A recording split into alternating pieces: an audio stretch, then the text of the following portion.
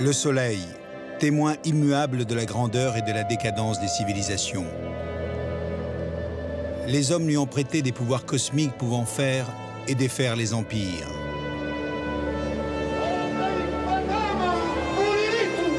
Aujourd'hui encore, symbole puissant, il occupe dans chaque culture une place importante. Ensemble, nous allons suivre sa course d'est en ouest, du Japon des samouraïs au Pérou des Incas, en passant par l'Espagne des conquistadors. Faire de la culture un grand voyage, c'est une des ambitions de ce nouvel épisode du Grand Tour. Alors l'histoire commence ici, au Japon, pays du soleil levant.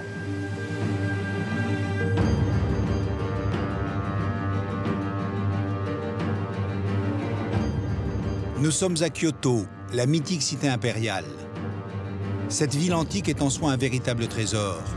Avec ses 2000 temples, Kyoto nous rappelle qu'elle est baignée par le culte de la nature et des ancêtres.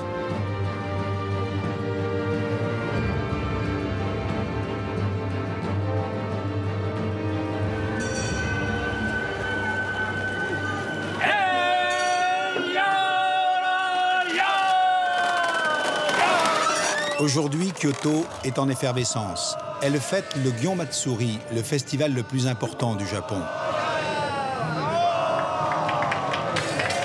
C'est un enfant, symbole de pureté, qui donne le coup d'envoi de la cérémonie.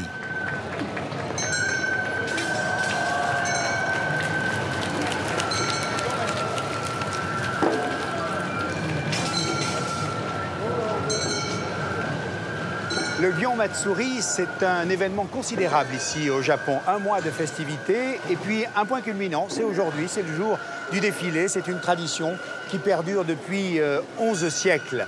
L'origine est religieuse. Il fallait purifier le pays de toutes les maladies et notamment de la peste qui ravageait à l'époque le Japon. Alors les moines défilaient dans les rues de Kyoto pour implorer la clémence des dieux. Et vous le voyez, 11 siècles plus tard, eh bien, la ferveur est toujours là, il y a toujours autant de monde.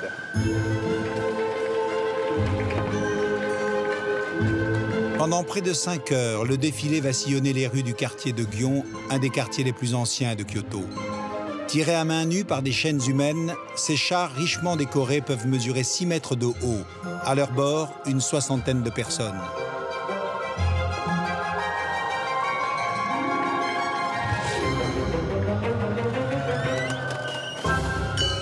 Pour les Japonais, participer à ces cérémonies est un honneur. C'est aussi l'occasion de transmettre aux jeunes générations l'âme ancestrale du pays.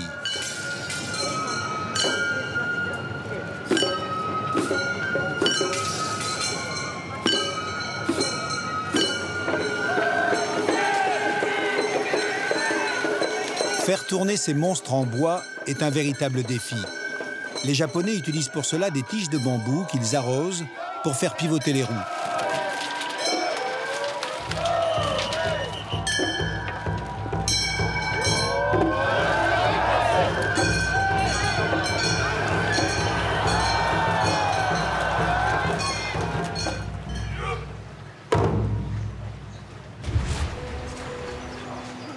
À quelques dizaines de mètres des festivités, c'est une toute autre ambiance qui nous attend. Gion est également le quartier des geishas. Ces femmes, au raffinement infini, sont la mémoire vivante du Japon classique. C'est dans une okiya, une école de formation de geishas, que nous avons rendez-vous.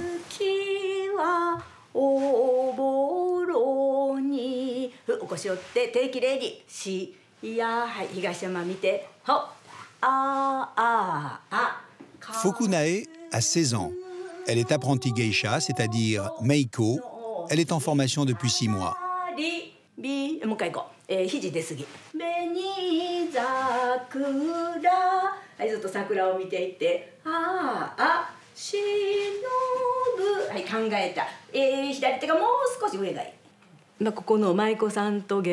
Les maiko et les geiko doivent savoir danser, car elles sont souvent invitées dans des fêtes ou des banquets. C'est une partie de leur travail et il faut absolument qu'elles sachent danser.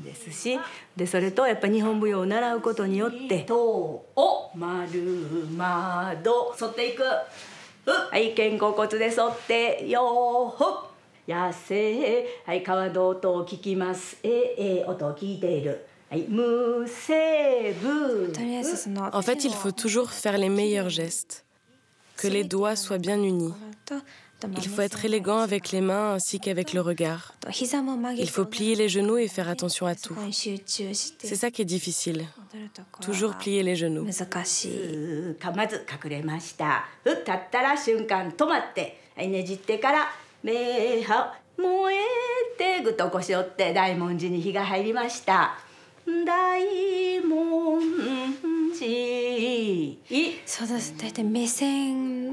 Mais le plus dur, c'est surtout le regard, qui doit s'adapter à la musique. La danse, le corps, le regard, tout doit être homogène. Tout doit être ensemble.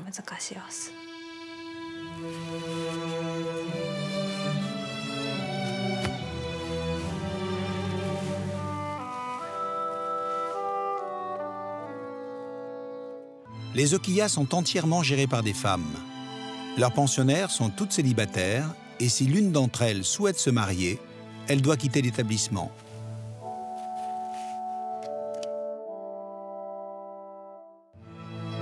C'est au XVIIe siècle, à Edo, l'actuel Tokyo, qu'apparurent les premières geishas.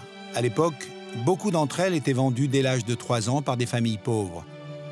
Les écoles de geishas se chargeaient alors de faire leur éducation. Aujourd'hui, il faut avoir 15 ans révolus et postuler pour intégrer l'école. La formation dure 5 ans. Au programme, musique, danse, chant, mais aussi calligraphie, poésie, art de la conversation et cérémonie du thé.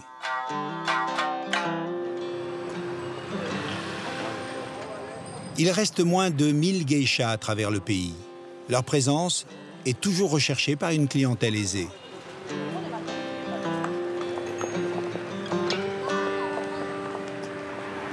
Ce soir, Fukunae a un rendez-vous important, une réception au cours de laquelle elle doit se produire.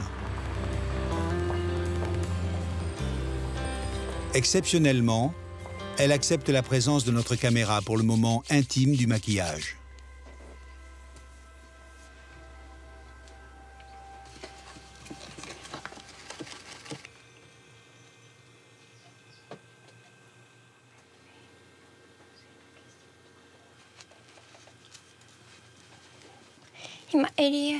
Je me maquille comme ça pour rendre le cou plus long qu'en réalité.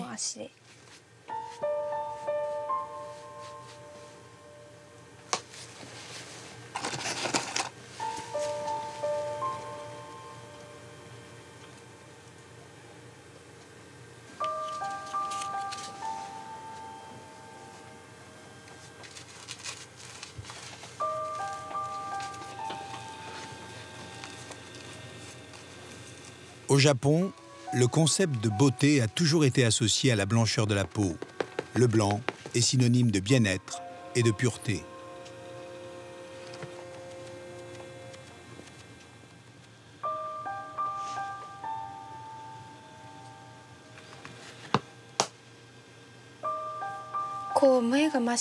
Le rouge, c'est pour rendre les yeux plus clairs, plus nets, et aussi pour avoir l'air plus innocent, plus pur.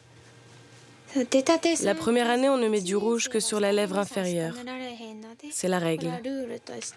Et seulement en deuxième année, on a le droit d'en mettre sur la lèvre supérieure.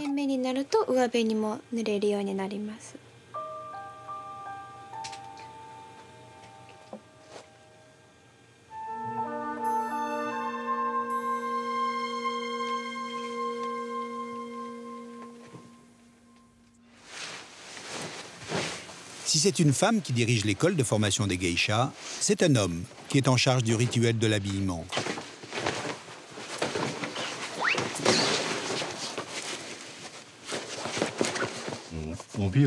Pour nouer la ceinture, il faut une force importante. C'est pour cela qu'il faut que ce soit un homme qui le fasse. Seul un homme peut y arriver. J'ai mis plus de 4 ans pour apprendre. C'est plus beau quand c'est bien serré et pas flottant. Il y a un kimono par mois. Et ça, c'est le kimono du mois de mai.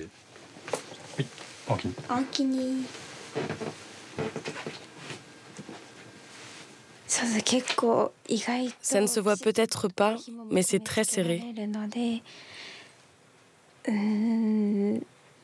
C'est un peu trop serré. Je respire mal. J'étouffe un peu. C'était mon rêve depuis l'âge de 14 ans d'être habillée comme ça. Et aujourd'hui, il se réalise.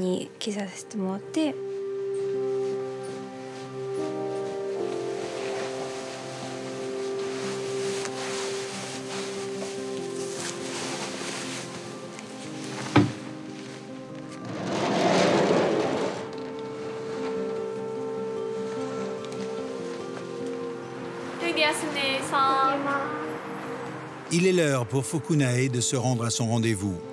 Seule, la directrice de l'école connaît le lieu où cet apprenti geisha se rend ce soir.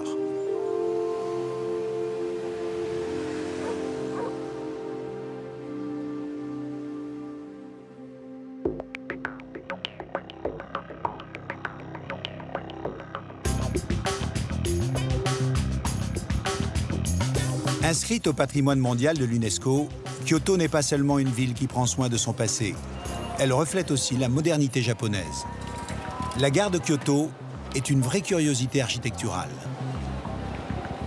Ce qui est frappant ici, c'est la persistance des rites ancestraux en milieu urbain futuriste. Nous sommes à 2 pas du quartier des geishas et regardez cette gare à l'architecture audacieuse. Eh bien, c'est ça le Japon, tradition et modernité qui se côtoient tout naturellement.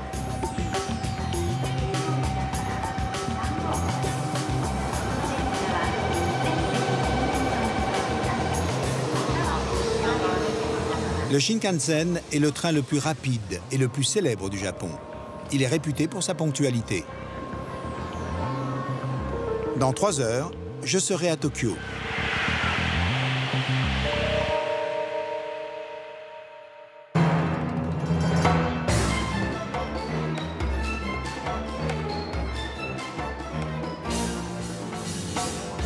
Tokyo, littéralement la capitale de l'Est.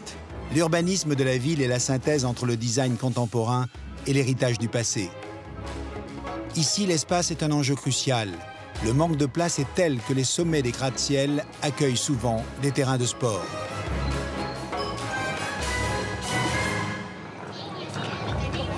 Avec ses 38 millions d'habitants, Tokyo est l'une des aires urbaines les plus peuplées du monde.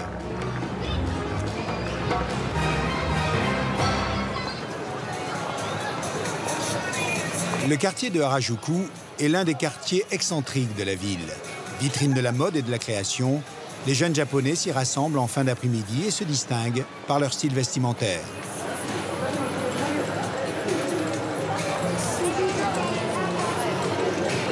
C'est ici que Julie Dreyfus m'a donné rendez-vous.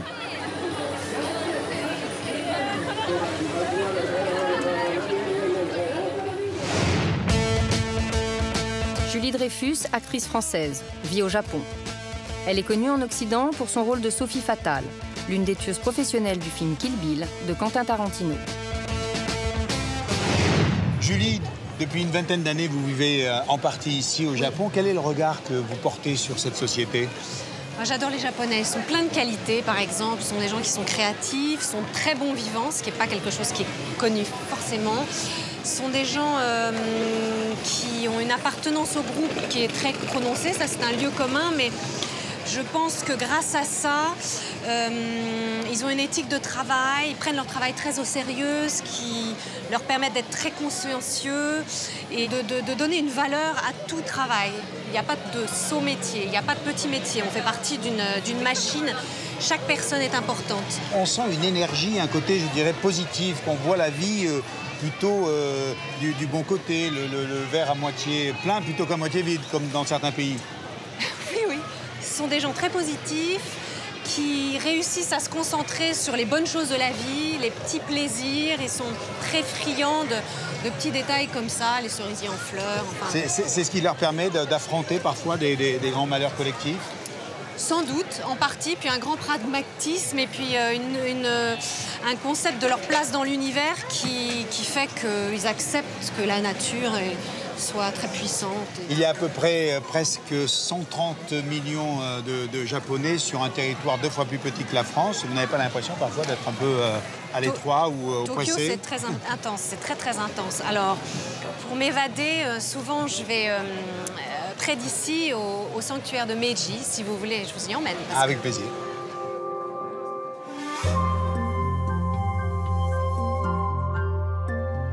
Ce parc où nous emmène Julie Dreyfus est un des poumons verts de Tokyo. Il abrite l'un des plus célèbres sanctuaires shinto, le temple de Meiji-jingu.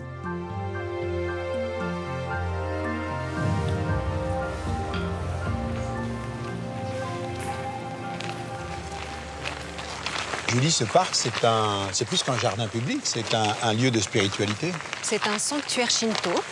D'ailleurs, vous pouvez voir les fûts de saké, l'alcool de riz, qui sont donnés en offrande chaque année au temple. C'est un endroit ici exceptionnel, un havre de paix, un endroit magnifique. Les graviers sur lesquels nous marchons contribuent justement à cette sérénité.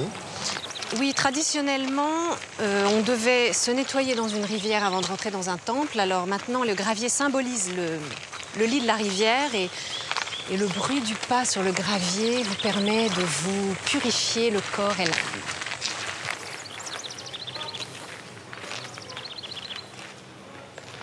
Julie, à l'entrée de chaque temple shinto, il y a ce type de porte? Oui, ça s'appelle un tori. Celui-ci est exceptionnel parce qu'il fait 12 mètres de haut. C'est le plus haut tori en bois du Japon. Et vous voyez là, ce sont 2 troncs de cyprès qui sont vraiment magnifiques. Alors, avant de pénétrer dans le sanctuaire lui-même, la tradition veut qu'on s'incline par respect, à la sortie également, et puis qu'on marche sur les côtés de l'allée pour éviter de fouler l'allée qui est empruntée par les dieux. Mais ça, tout le monde ne le sait pas. Qui est l'allée centrale? Oui, c'est ça.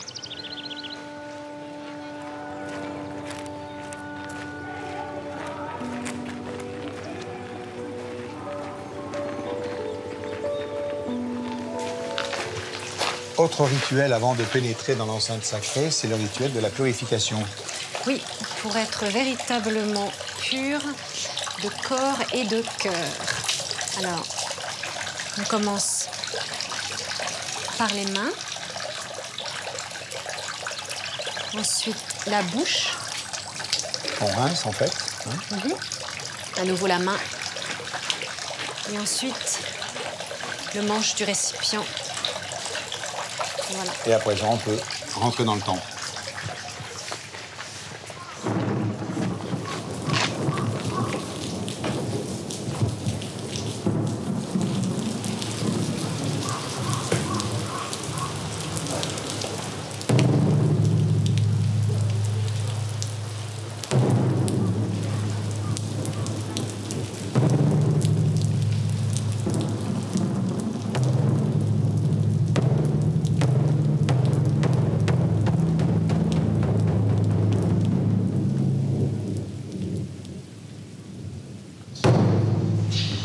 Maintenant, nous sommes arrivés au plus près du sacré. C'est le lieu de la prière? Oui, pour ceux qui veulent faire des vœux, on se place ici. D'abord, une offrande. Puis, on montre le respect 2 fois, en s'inclinant 2 fois. On attire l'attention des dieux.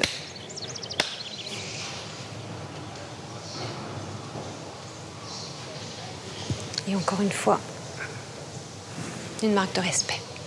Le divin est très présent dans la vie quotidienne des Japonais? Oui, encore assez naturellement, oui.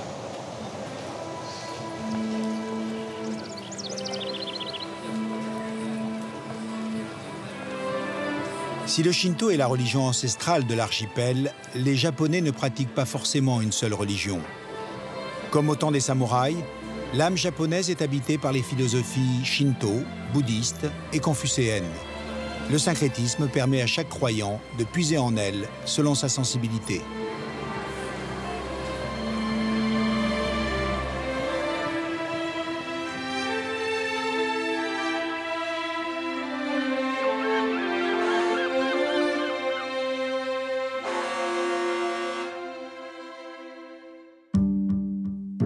C'est dans les studios de la NHK, la télévision publique japonaise, que je retrouve le lendemain matin Julie Dreyfus. Dans leur loge, les comédiens se préparent à tourner un nouvel épisode d'une série culte qui a vu le jour il y a 48 ans. Les acteurs se maquillent souvent. C'est eux qui se maquillent eux-mêmes? Souvent.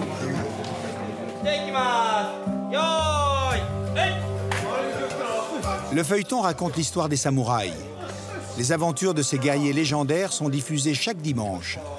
Les Japonais en raffolent et le succès d'audience est toujours au rendez-vous depuis un demi-siècle. L'acteur en rouge là-bas, c'est le héros de la série, un samouraï qui est devenu prêtre, d'où le crâne rasé et le très très très beau costume. D'accord.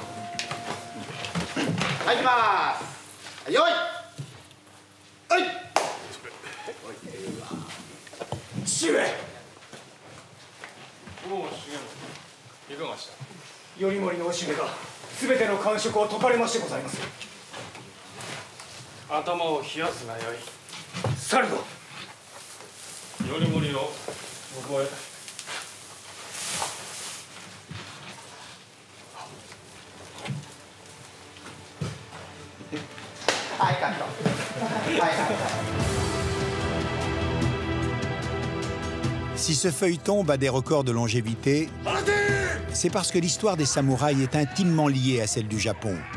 La connaître, c'est posséder les clés de compréhension du Japon moderne.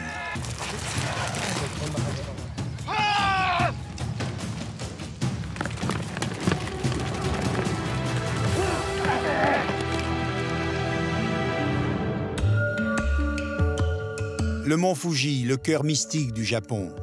C'est ici, à ses pieds, qu'au XIIe siècle va naître la grande épopée des guerriers japonais, les Bushi, qui deviendront au fil du temps les samouraïs. Pour raconter la naissance de ce Japon médiéval, nous nous rendons à Nara, berceau de la civilisation japonaise.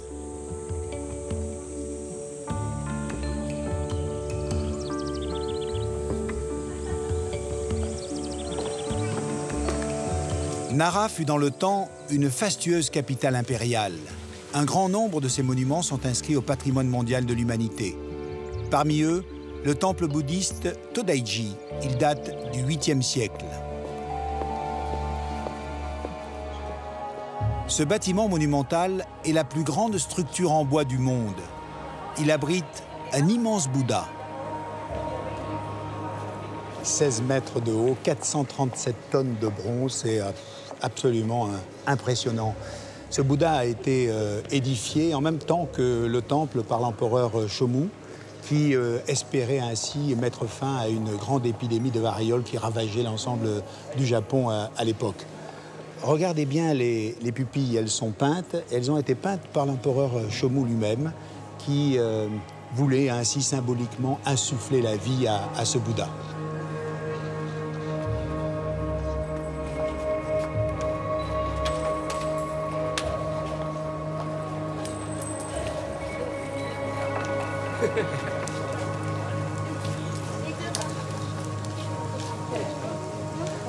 Ce temple, vous le voyez, joue encore un rôle important dans la vie spirituelle des Japonais, mais il a surtout joué un rôle déterminant dans l'avènement du premier shogun, Minamoto. Minamoto no Yoritomo, chef d'un des clans les plus importants du Japon à la fin du XIIe siècle. À la suite d'une lutte de pouvoir, l'empereur est relégué aux fonctions honorifiques et religieuses. Minamoto no Yoritomo devient le shogun, le dirigeant politique du Japon. Il instaure une dictature et un système féodal qui dureront près de 700 ans. C'est le début du règne des Bushi, puis des samouraïs, guerriers au service du shogun.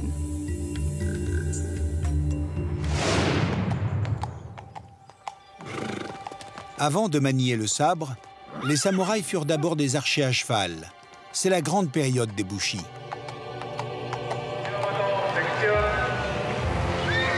Farouches guerriers, Bushi et samouraïs ont dominé l'archipel et façonné son histoire jusqu'au XXe siècle. Aujourd'hui encore, il demeure la figure emblématique du Japon.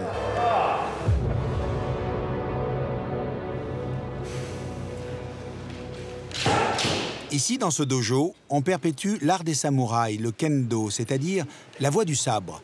Tous les ans, les meilleurs combattants du pays s'y retrouvent.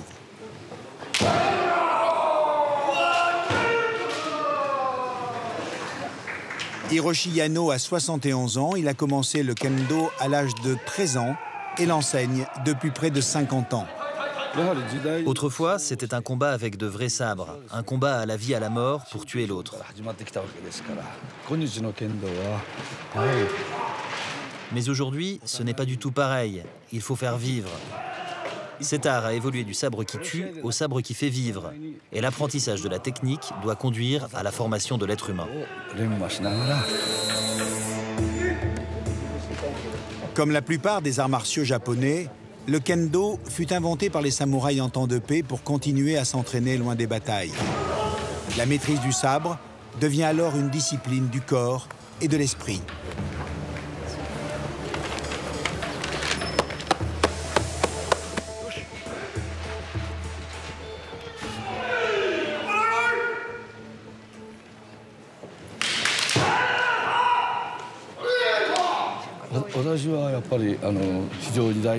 Quand je fais du kendo, c'est avec sérieux, comme si je risquais ma vie.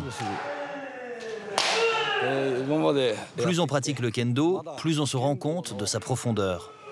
Il faut vraiment pratiquer cet art pour en acquérir la maîtrise. C'est le travail de toute ma vie.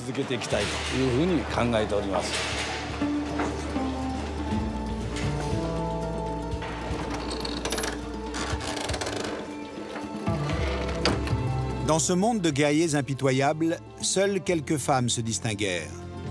Tomoe Gozen fut la plus célèbre. La légende raconte que par amour, elle suivait son amant sur les champs de bataille en faisant preuve lors des combats d'un immense courage.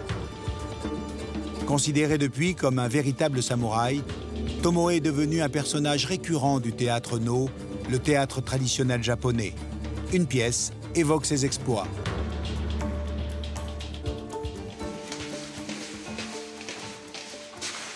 Inoue Oshima est l'une des seules femmes à interpréter le rôle de Tomoe.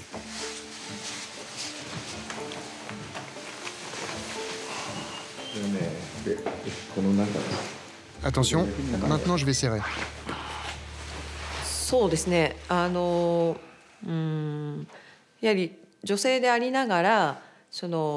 Personnellement, je me sens proche d'elle.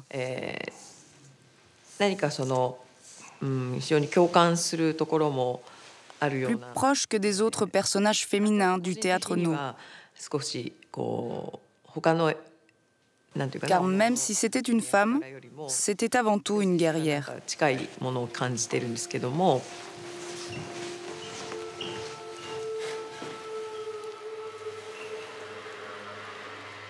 Revêtir le costume de Tomoe aura demandé 3 heures. Dernière étape, avant d'entrer sur scène, le masque. Quand on met un masque, le champ visuel devient très étroit. On ne voit pas ce que l'on voit d'habitude, donc l'acteur a l'impression d'être enfermé dans un endroit sombre. Contrairement à ce qui se passe dans les autres formes de théâtre, les acteurs de No ne peuvent pas donner d'intention ou exprimer des sentiments, des émotions, comme le feraient par exemple des acteurs occidentaux.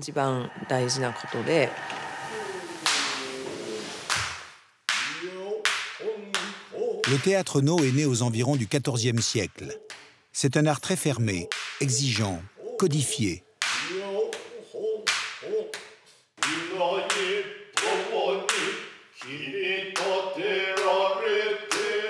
Aujourd'hui, seules 5 familles continuent à le pratiquer au Japon.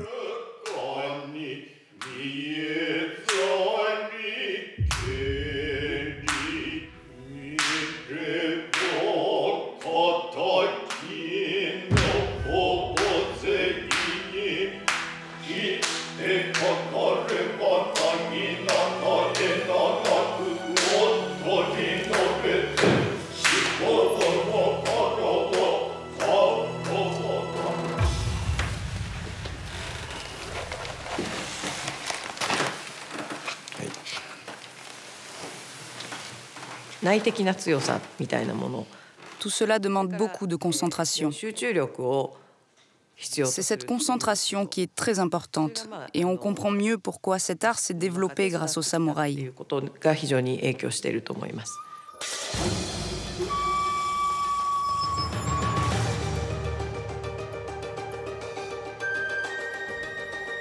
Retour à Tokyo sur les traces de nos samouraïs.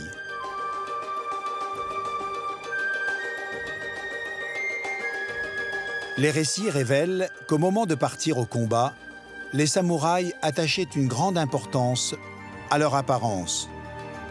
Aujourd'hui, leurs armures sont considérées comme de véritables œuvres d'art. Les très belles armures, on les trouve bien évidemment dans les musées, mais aussi chez quelques antiquaires très spécialisés. J'en ai repéré 3 qui sont particulièrement belles.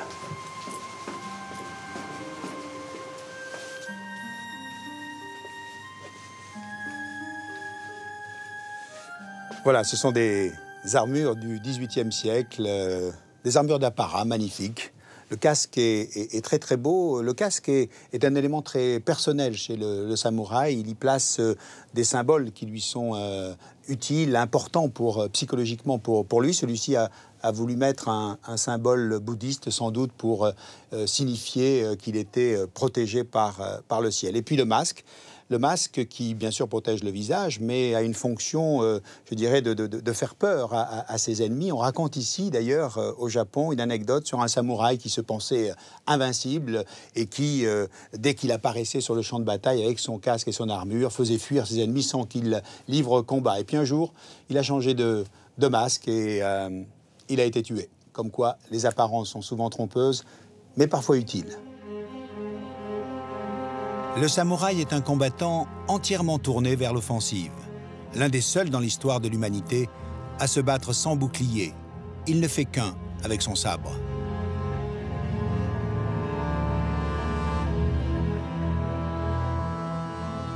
Avec son armure, le samouraï portait 2 ou 3 sabres. Tout d'abord, son sabre de combat, qui est un sabre un peu plus grand, qui s'appelle le katana. Et puis un autre sabre, plus petit, qui généralement était offert par un membre de sa famille, un sabre dont il ne se séparait jamais. C'était le sabre d'honneur. Il avait à sa portée un poignard, le tanto. C'était un poignard qui lui servait bien sûr au combat rapproché, mais aussi à se donner la mort selon le code des samouraïs. Ce rituel s'appelle le seppuku, plus communément harakiri. Alors ce poignard, ce tanto, date du XIIe siècle et ce sabre, lui, date du XVIIe. Je vais essayer de le manipuler avec précaution. Voilà. Et ce sabre demande une année de travail.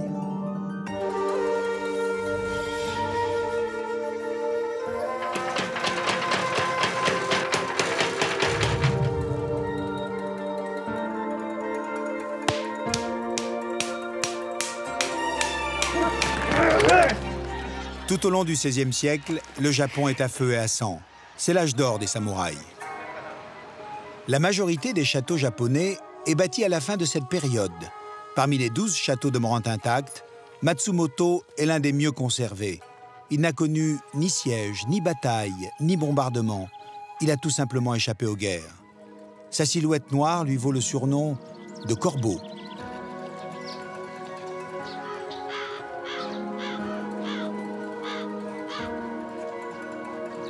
En temps normal, le seigneur vivait à l'extérieur du château. Il ne s'y enfermait avec ses samouraïs qu'en cas de danger imminent.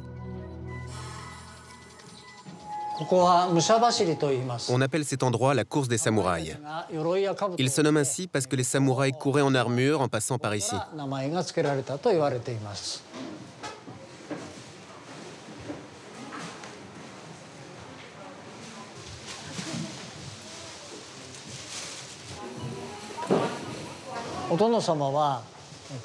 Le seigneur, en montant dans cette pièce, s'asseyait ici.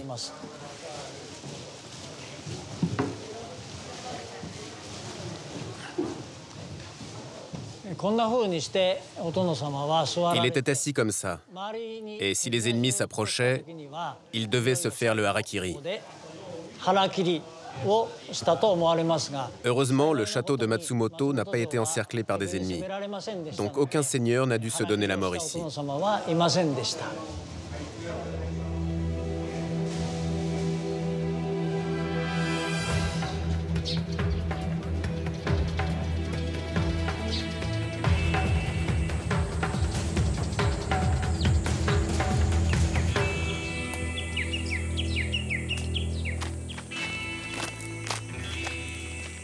Nous sommes à Ito, à 3 heures de route de Tokyo, et j'ai rendez-vous avec un très grand artiste japonais. C'est l'un des plus grands mangaka au monde, c'est-à-dire un dessinateur de bande dessinée japonaise. Son nom, Hiroshi Hirata. Nous sommes chez lui.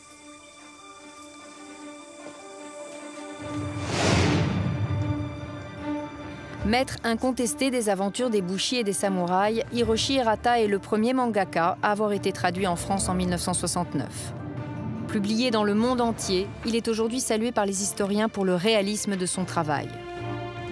Hiroshi Hirata s'applique à transmettre les valeurs du Japon à travers ses mangas.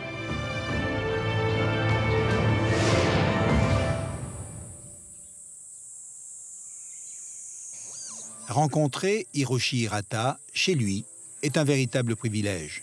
C'est dans son jardin, pour nous, qu'il improvise un dessin non pas d'un samouraï, mais d'un bushi. Le bushi représente à ses yeux l'esprit authentique du guerrier japonais.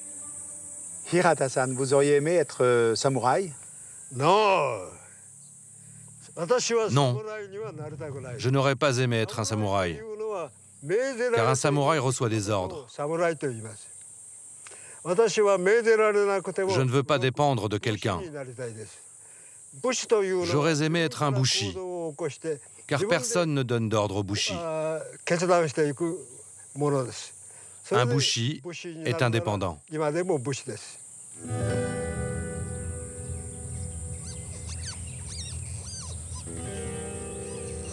Quelles sont les valeurs que vous avez envie de transmettre aux jeunes générations à travers vos mangas?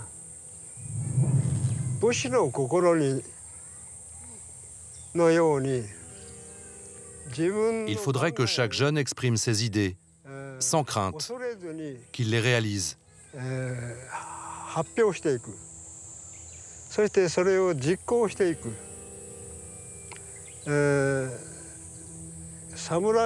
Les samouraïs ne bougent pas si on ne leur donne pas d'ordre.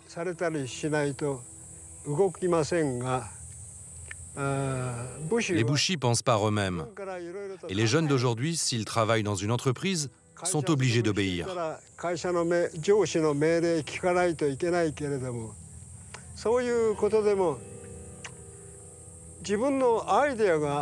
Mais si les jeunes ont leurs propres idées, il faut qu'ils les disent à leurs supérieurs, sans avoir peur.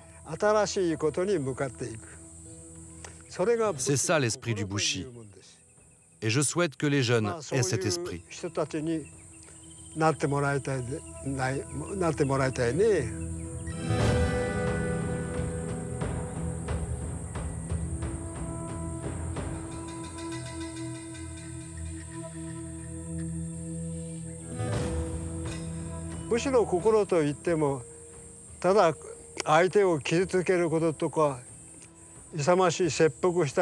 L'esprit du bushi, c'est aussi de la tendresse et le fait de penser aux autres. J'aimerais bien que les jeunes aient cet esprit, qu'ils soient utiles aux autres. Si tout le monde pensait comme ça, il n'y aurait pas de guerre.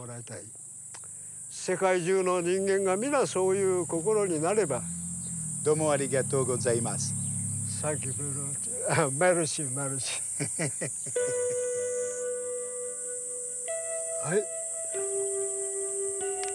OK.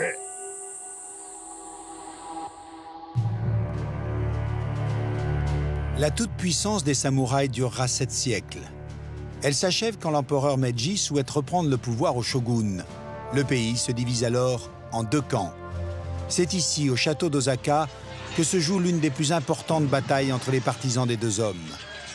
Parmi ceux qui ont pris fait et cause pour le shogun, un officier français, Jules Brunet, le dernier samouraï. Envoyé au Japon sous Napoléon III pour moderniser l'armée japonaise, Jules Brunet désobéit aux ordres de ses supérieurs. Il se battra jusqu'au bout aux côtés du shogun.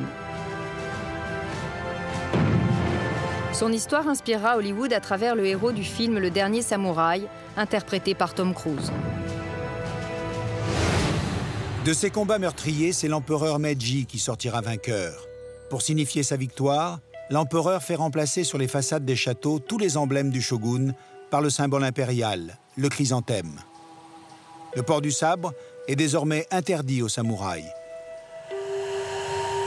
C'est pour eux un immense traumatisme.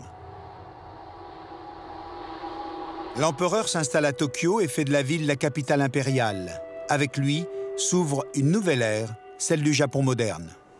L'ouverture du Japon sur le reste du monde paraît aujourd'hui une chose évidente, naturelle. Mais ça n'a pas toujours été le cas. Pendant de longs siècles, ce pays est resté replié sur lui-même. Ce n'est qu'au début du XVIIe siècle que l'ouverture se fait vers l'Occident.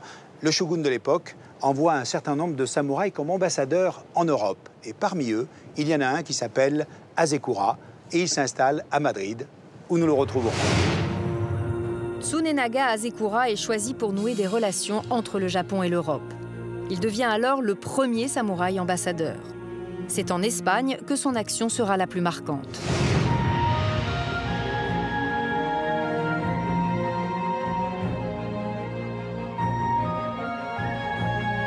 Après un périple de 4 années, le samouraï Hasekura arrive en Espagne. Comme le veut la tradition, il est reçu par le roi, ici, à Madrid.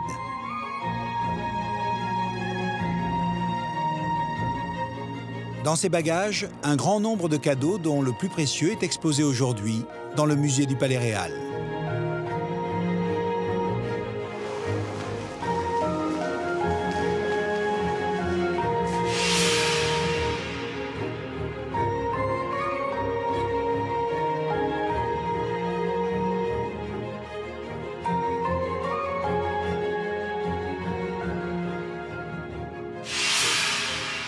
Dès qu'Hasekura arrive ici à Madrid en 1615, il va offrir au roi d'Espagne cette magnifique armure. C'est une armure de samouraï.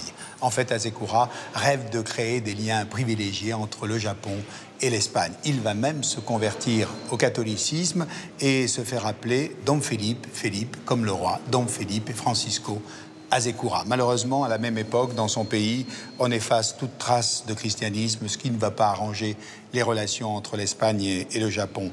Hasekura arrive en Espagne au beau milieu d'une période très importante pour ce pays, c'est le siècle d'or. Et la figure emblématique de cette période, c'est le roi Philippe II. Fils de Charles Quint et d'Isabelle du Portugal, Philippe II règne sur l'Espagne de 1556 à 1598. Il devient le maître d'un empire qui s'étend sur le monde, du Panama aux îles Philippines qui portent leur nom en son honneur. Un empire sur lequel le soleil ne se couche jamais.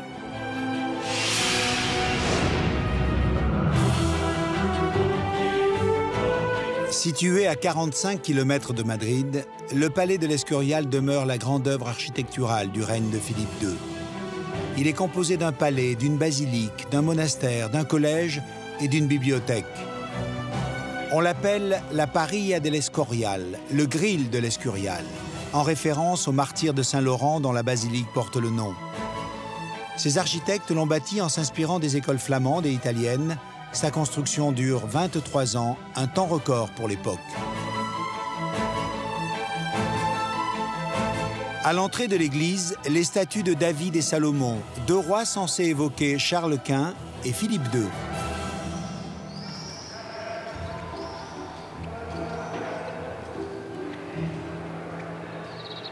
Philippe II, c'est un roi à la fois bâtisseur et visionnaire. Pendant qu'il fait construire ce palais de l'Escorial, ce monastère, il prévoit un mausolée pour accueillir la dépouille tout d'abord de son père, Charles Quint, puis de lui-même, plus tard, et de toute sa dynastie. Et depuis 4 siècles et demi, eh bien, tous les régnants d'Espagne reposent ici, dans un mausolée, à l'intérieur de cette basilique.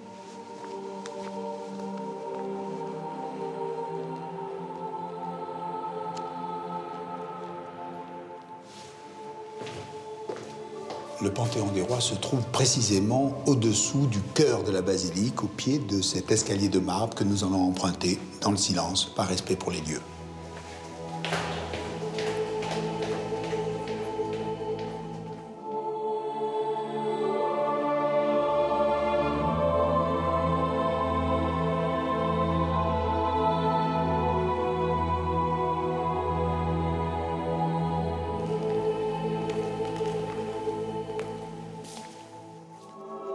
De Charles Quint à Juan de Bourbon, le père de l'actuel roi, Juan Carlos, tous les rois et les reines d'Espagne sont ici, à l'exception de Philippe V, Ferdinand VI, Amédée Ier d'Espagne et Joseph Bonaparte.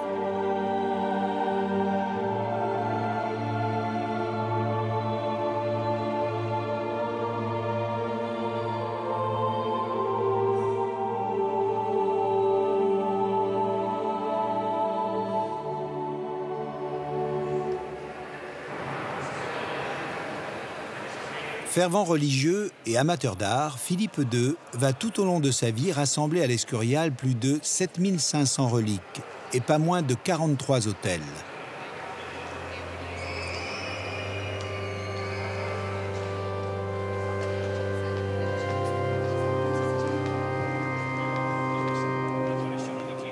Le roi fonde aussi un collège et un séminaire pour enfants, les Escolanos. Ils y étaient instruits en latin et recevaient une éducation musicale. Chaque jour, à l'aube et à l'heure des vêpres, les jeunes garçons chantaient pour le roi.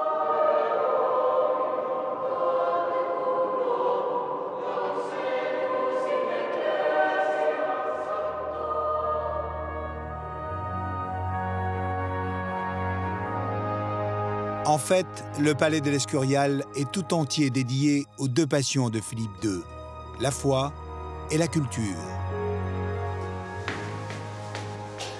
Ici, à l'Escurial, il y a une pièce qu'il faut absolument découvrir.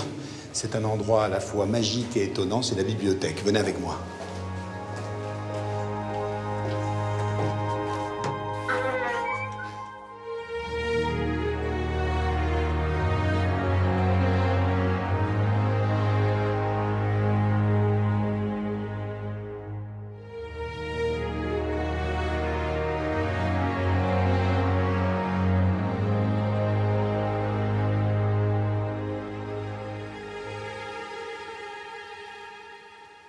Philippe II a une personnalité très complexe. Il soutient l'Inquisition et en même temps, il va favoriser la culture et les arts. Et cette bibliothèque en est le parfait exemple. Pendant que sur les places publiques, on brûle les livres interdits, eh bien lui, ici, il les collectionne, comme cette Bible, publiée et imprimée à Paris en 1540 et prohibida. Il va en collectionner comme ça 1000 ouvrages interdits, ici, dans une collection totale de 40 000 livres. En fait, Philippe II voulait faire de cette bibliothèque l'égale de celle du Vatican.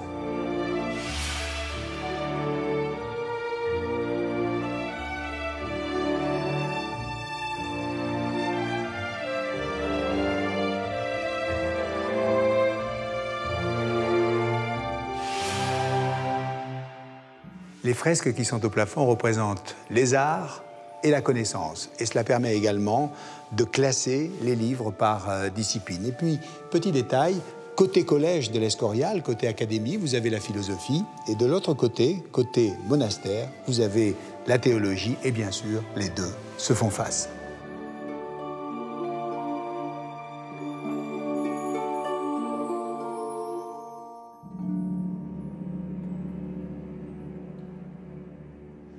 Rares sont les bibliothèques qui rangent les livres de cette façon. Regardez, c'est assez inattendu.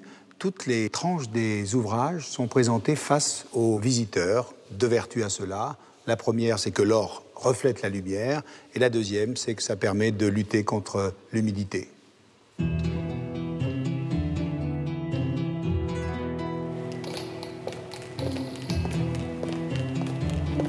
L'une des grandes réformes de Philippe II au début de son règne est de transférer la cour de Tolède à Madrid. Il crée ainsi la première capitale fixe d'Espagne.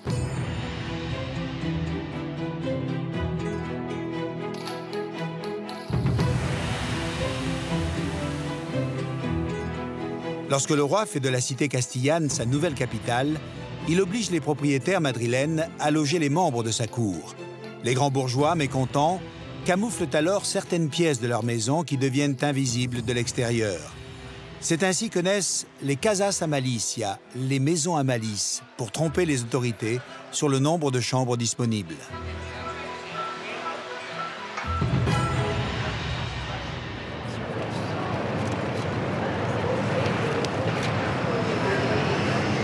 Avec l'installation de la cour à Madrid, le luxe et les denrées rares commencent à affluer des quatre coins de l'Empire.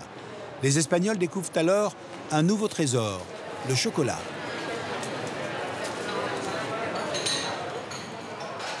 Hola, un chocolato con churros, por favor. Introduit en Espagne par le conquistador Hernán Cortés, il se répand dans toute l'Europe. Rapidement, on en fait de délicieuses boissons prisées par la cour, puis le peuple. Gracias.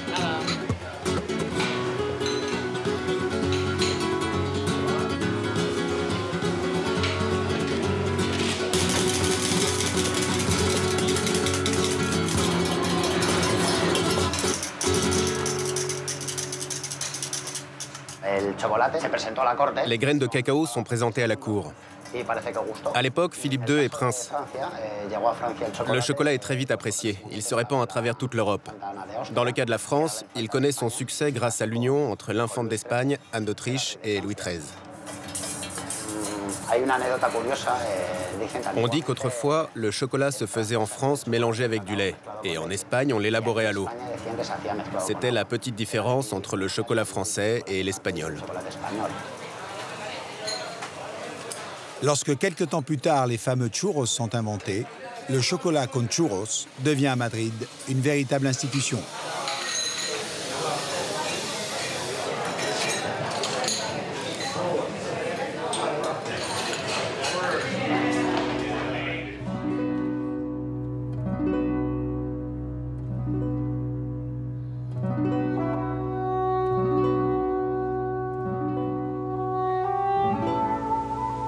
L'un des joyaux de l'effervescence architecturale du siècle d'or espagnol demeure le palais d'Aranjuez. Philippe II a pu y satisfaire une autre de ses passions, les jardins. Un cadre magique pour un moment exceptionnel avec l'un des plus grands guitaristes classiques français, Emmanuel Rosfelder.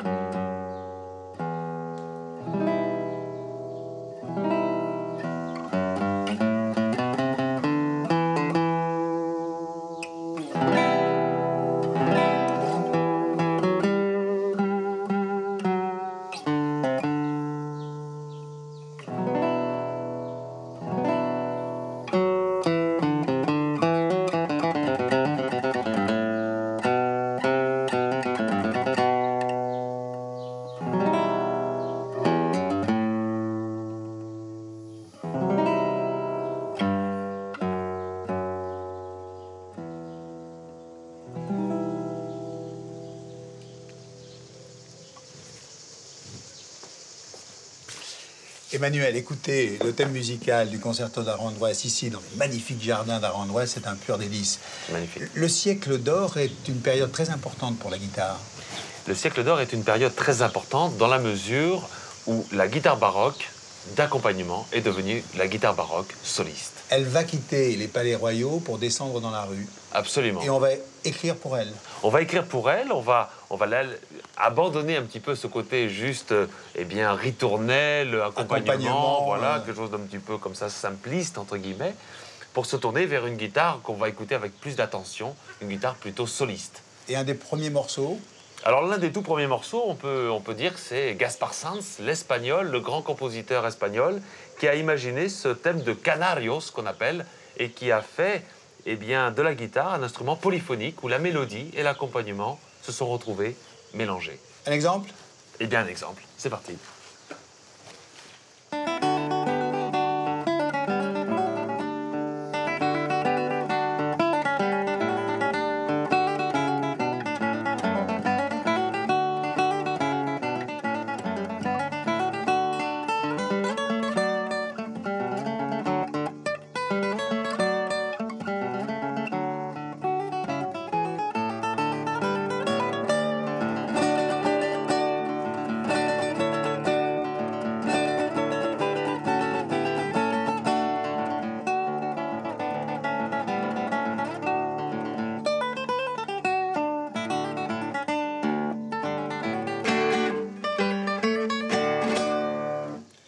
Emmanuel, au siècle d'or, la guitare a cette forme?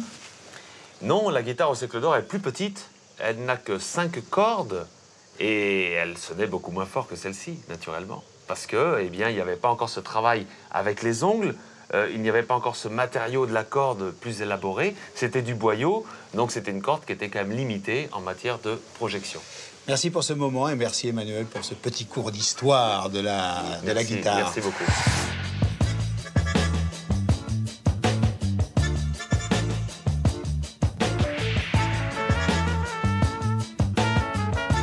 Au siècle d'or, la guitare n'est pas le seul art à se développer. Tandis que l'on subit les rigueurs de l'Inquisition, le peuple essaie de se divertir. Pour cela, on transforme les cours intérieures des maisons en salles de spectacle appelées chorales de comédia.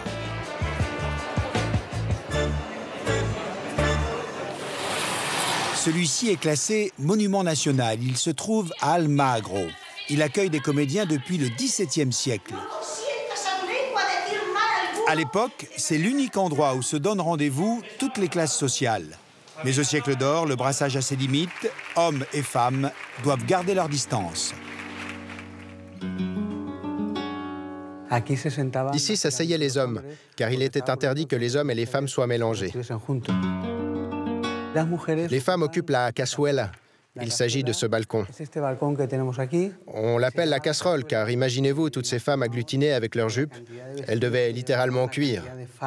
D'où son nom, la cazuela de las mujeres, c'est-à-dire la casserole des femmes.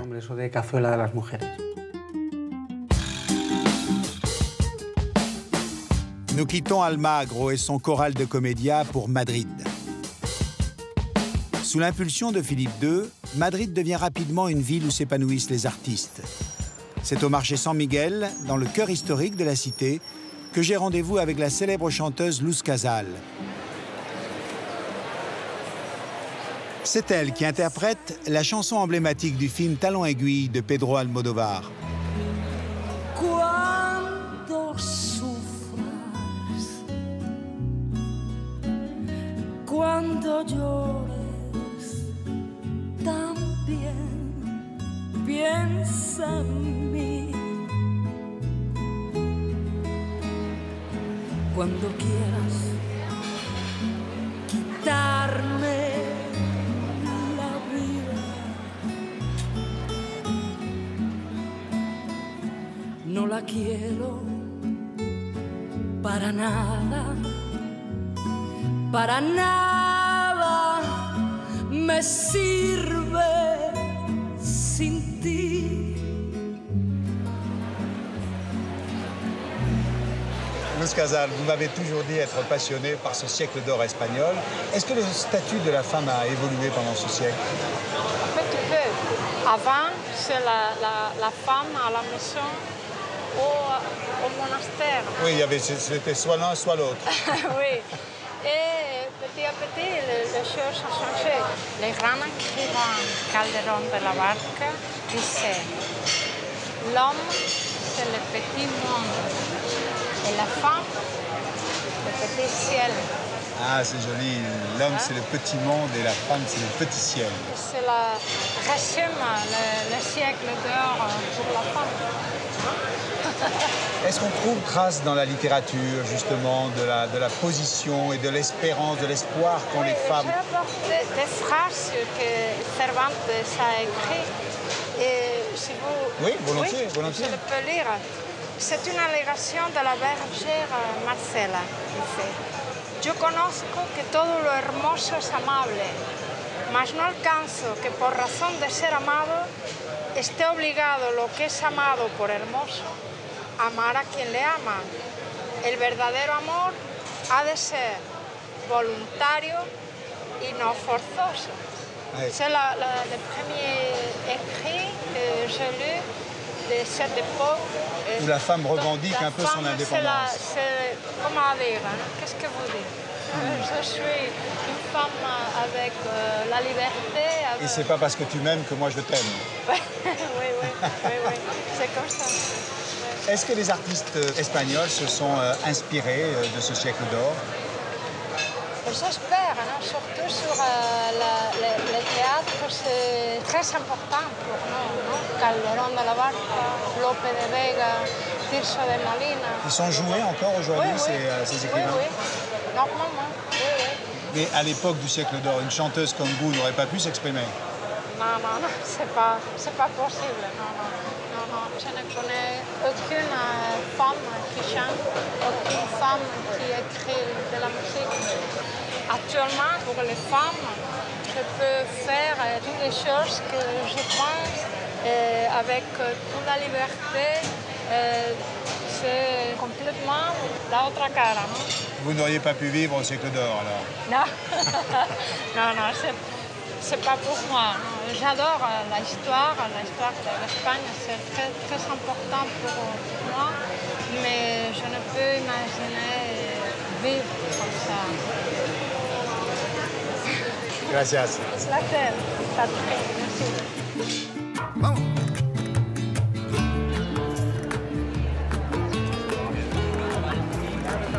Il y a un lieu dans Madrid où se retrouvent encore de nombreux intellectuels. C'est le Café Rirón. Depuis sa fondation, il y a 125 ans, il participe à la vie culturelle madrilène. Peintres, écrivains, cinéastes, acteurs, poètes, ils se sont tous arrêtés un jour dans ce café. Libros que ocultan en sus páginas misterios insondables. José Barcena y travaille depuis 38 ans.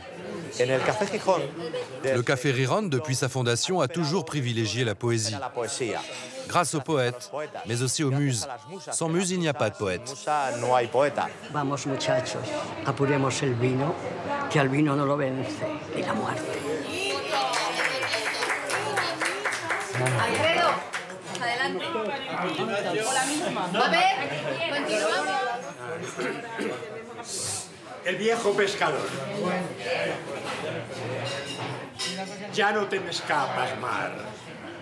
Tengo ya tu sombra presa dentro de mi pensamiento.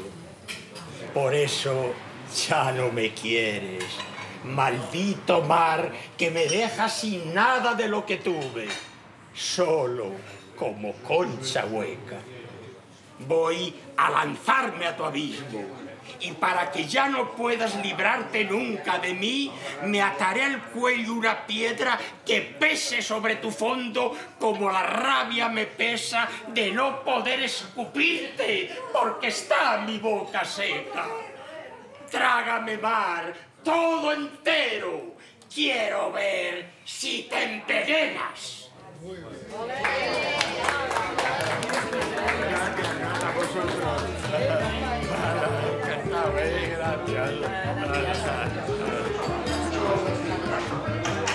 Parmi les portraits de personnalités qui trônent au mur, José Barcena est fier de nous montrer une caricature de l'écrivain espagnol le plus célèbre, Cervantes.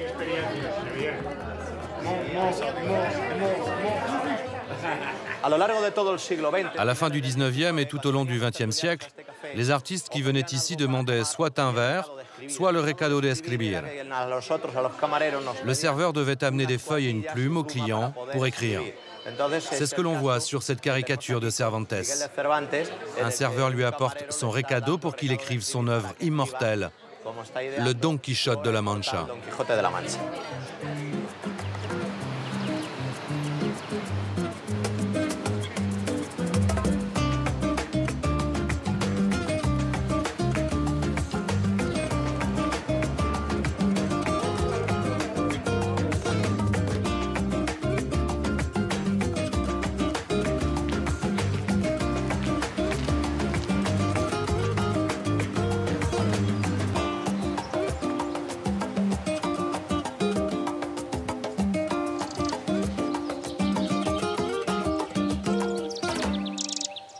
Don Quichotte et Sancho Panza au pied de leur créateur, Cervantes.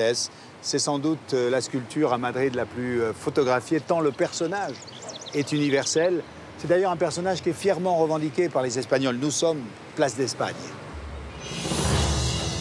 Né en 1547, figure emblématique de la littérature espagnole, Miguel de Cervantes mène d'abord une vie mouvementée de soldat. Il perd l'usage de sa main gauche à la bataille de Lépante, ce qui lui vaut le surnom de manchot de Lépante. Son œuvre majeure, Don Quichotte. Pour évoquer Don Quichotte, direction la Casa de Velázquez. Cette institution française de l'Académie des Beaux-Arts accueille à Madrid l'école des hautes études hispaniques et ibériques.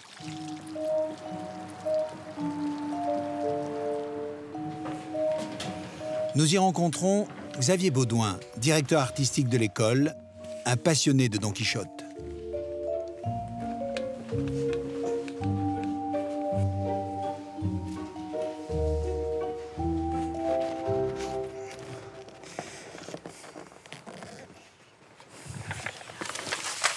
Don Quichotte est un mythe littéraire, c'est sans doute, après la Bible, le livre qui a été le plus édité, publié, traduit. C'est l'histoire d'un lecteur fou. Alors Don Quichotte, c'est un hidalgo, c'est un petit noble qui, à force de lire des livres de chevalerie, finit par perdre la tête. Et avec un voisin qui s'appelle Sancho Panza, ils partent dans une région de l'Espagne qui s'appelle la Mancha, la Manche.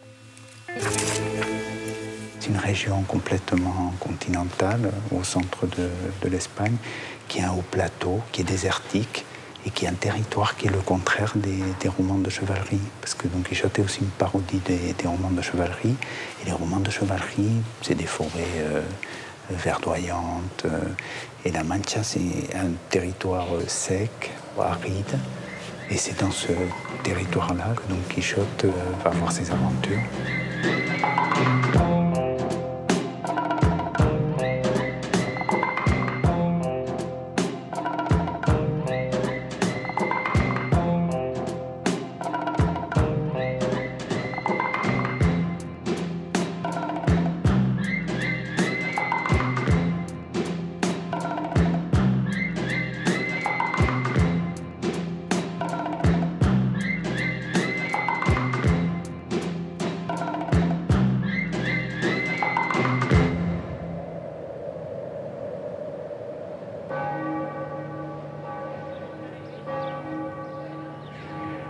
Nous arrivons à Trujillo, à 200 km au sud de Madrid. Cervantes y a séjourné à plusieurs reprises.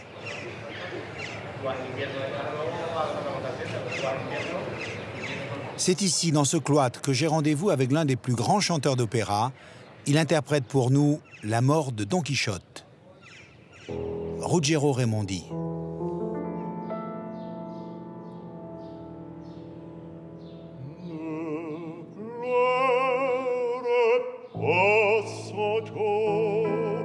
Ne pleure pas,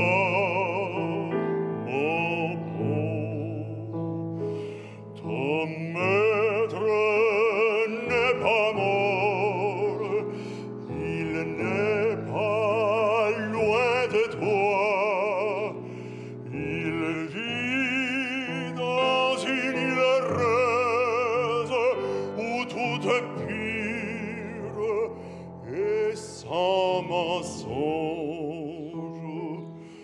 Dans l'île enfin trouvée où tu viendras un jour, dans l'île désirée, oh mon ami Sadio.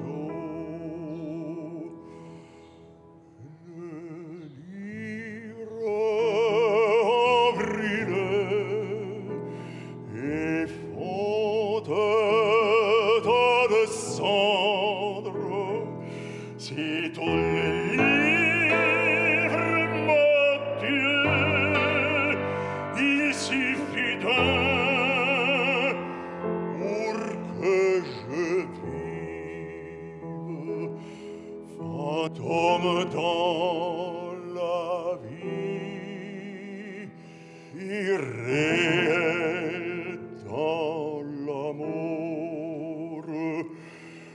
l'étrange sort du pauvre Don Quichotte.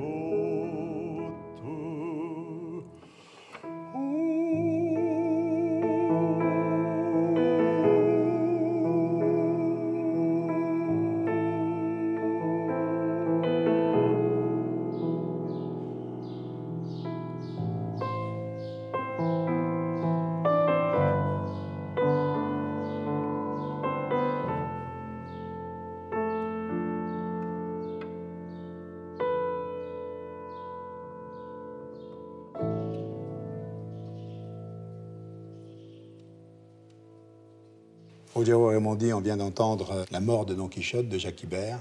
Magnifique. Merci. Comment vous définiriez ce personnage de Don Quichotte? J'ai l'impression parfois de le connaître très bien. C'est-à-dire, moi aussi, je suis un rêveur. Je suis un homme qui, pour la poésie, peut avoir des réactions très, très sensibles. La seule chose qui me manque, c'est la folie, la fantastique, la joyeuse, la force de la folie qu'a Don Quichotte. C'est un homme qui joue la vie pour lui donner une force d'expression, pour vivre. Il sait qu'il vit dans le moment qu'il va contre les géants, contre le mouton. Mais c'est un homme qui refuse de voir le réel tel qu'il est. Oui, parce il invente son monde. Il invente. C'est l'homme poétique, c'est l'homme qui est dehors de la réalité. C'est l'adulte qui regarde le monde avec les yeux d'un enfant. Oui, peut-être aussi. C'est un personnage qui a envie de jouer la chevalerie, a envie de jouer le grand seigneur, a envie aussi de jouer les sauveurs des filles qui ont un problème, de sauver les gens qui sont opprimés. C'est un personnage de cœur qui voudrait sauver la terre. C'est des personnages comme ça qui nous disent combien le monde tel qu'il est n'est pas totalement satisfaisant. Tout à fait. Si on pense à la vie, à la nature,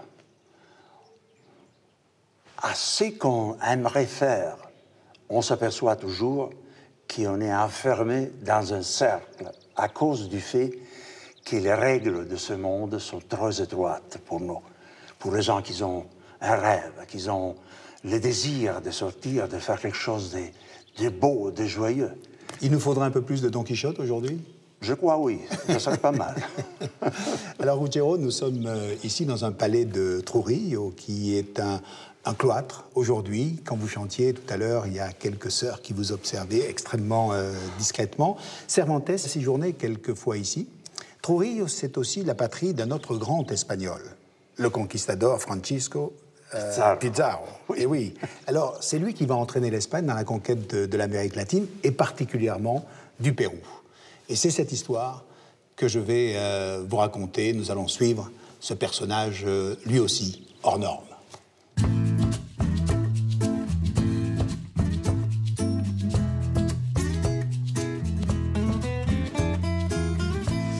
Et bien sûr, c'est sur la place principale de Trujillo que l'on trouve la statue du conquistador. À ce propos, une petite anecdote. Le modèle original de cette sculpture se trouve aux États-Unis, dans l'État de New York, à Buffalo exactement. Pourquoi Buffalo, alors que Pizarro n'est jamais allé aux États-Unis? Eh bien, tout simplement parce que le sculpteur est américain. Il s'appelle Charles Rumsey. Il sculpte pour lui cette sculpture de Pizarro. Et ce n'est qu'à sa mort que sa veuve en offrira un modèle à la ville de Trujillo et plus tard à la ville de Lima. Venez avec moi, je vais vous montrer autre chose. Voilà, avant de partir au Pérou, je voudrais vous montrer un détail de ce palais. C'est le palais de la Conquista et il a appartenu à la famille de Pizarro, bien que Pizarro lui-même ne l'ait jamais habité. Mais il apparaît, regardez bien, sculpté sur la façade, près de ce balcon. Et en dessous, on découvre son épouse, Inès. C'est une princesse inca. Alors pourquoi Pizarro part-il à la conquête du Pérou? Eh bien tout simplement parce qu'il est à la recherche de l'Eldorado. Alors on s'en va avec lui et on se retrouve à Lima. Né à Trujillo en 1478, fils d'un navigateur et d'une prostituée, Francisco Pizarro est l'un des plus célèbres conquistadors de l'histoire. Accompagné de ses 3 frères, il fait cap vers le Pérou, où il parviendra à soumettre le plus grand empire précolombien d'Amérique du Sud, l'Empire Inca.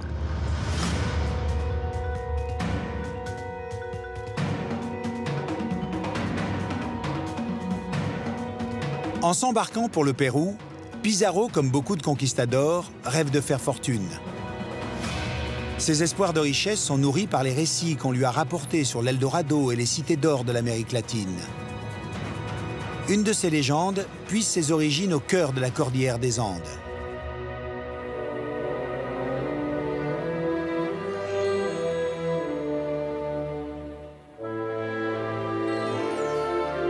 On raconte que pour son couronnement, le chef d'un peuple indien se rend, par une nuit de pleine lune, sur les bords d'un lac accompagné de sa tribu.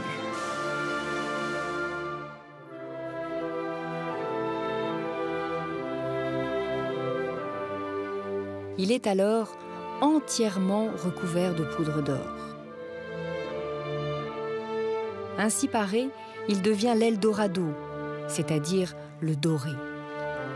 Il embarque sur un radeau chargé de présents et glisse sur les eaux jusqu'au centre de la lagune. Là, il honore les dieux en jetant ses offrandes dans les eaux sacrées. Au lever du soleil, l'homme accueille l'astre de lumière et s'offre tout entier au dieu soleil en immergeant son corps dans le lac. L'or dont il était recouvert se répand alors sur la surface du lac.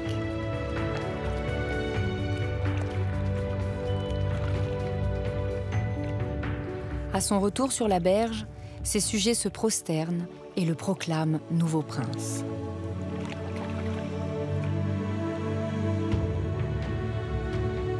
Cette histoire est l'une des interprétations du mythe de l'Eldorado.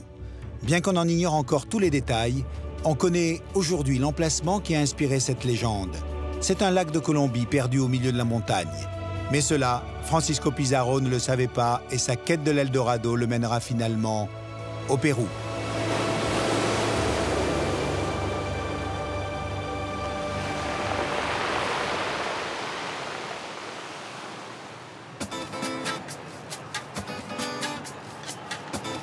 Francisco Pizarro fonde Lima en janvier 1535. Il la baptise Ciudad de los Reyes, en référence au roi mage. Il lui donne le statut de capitale.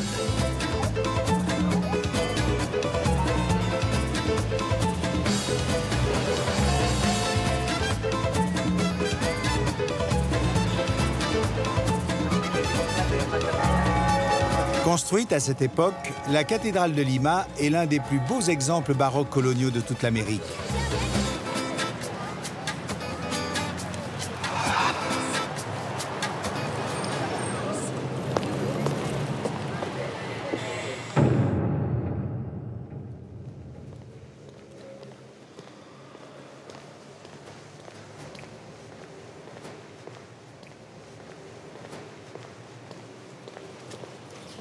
Elle est vraiment très belle, cette cathédrale de Lima, avec tout d'abord ces piliers qui sont en bois pour des raisons sismiques. Il faut dire que la terre tremble souvent ici. Et puis ces chapelles qui ornent cette cathédrale, une quinzaine, avec un bijou magnifique, la Vierge de l'Évangélisation. C'est une Vierge qui a été offerte par Charles Quint et qui fait partie du patrimoine mondial de l'humanité. Mais il y a une chapelle qui nous intéresse plus particulièrement, c'est celle de Pizarro.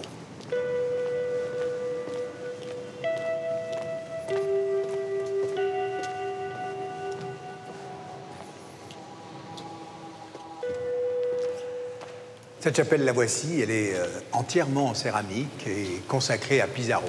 Pizarro, que l'on voit ici, arrivant au Pérou en 1532. Il a à peine 54 ans et c'est le début de son histoire ici, dans ce pays. À quelques mètres de cette fresque, eh bien, son tombeau, puisque 9 ans après, il sera assassiné, pas très loin de cette cathédrale, dans le palais du gouverneur. Alors cette mosaïque, elle est très intéressante pour nous parce qu'elle montre Pizarro avec l'ensemble de ces hommes. Ils ont fait un grand voyage et il est en train de leur dire ceux qui resteront avec moi ici vont devenir riches et puis ceux qui veulent repartir, eh bien, ils repartiront vers la pauvreté, d'où ces hommes d'équipage qui sont représentés ici tout nus. Et puis elle est intéressante parce qu'elle nous montre Pizarro avec son armure et cette armure va joue un rôle très important lors du premier contact avec le peuple inca. En effet, à ce moment-là, un rayon du soleil va se refléter dans cette armure et vous savez que le peuple inca vénère le dieu soleil et va donner l'impression que ce personnage est d'essence divine. Et à partir de ce moment-là, eh bien, on va déposer à ses pieds beaucoup d'objets quotidiens qui sont en or. Et cela va nourrir dans l'esprit de Pizarro l'idée qu'il a bien mis le pied sur la terre de l'Eldorado. La réalité sera beaucoup plus complexe. Nous nous rendons sur le site de la Huaca de la Luna, un temple mochica situé au nord du Pérou. La civilisation mochica est antérieure à la période inca. Quand les conquistadors arrivent sur ce lieu de culte, ils pensent y trouver une partie du trésor tant espéré.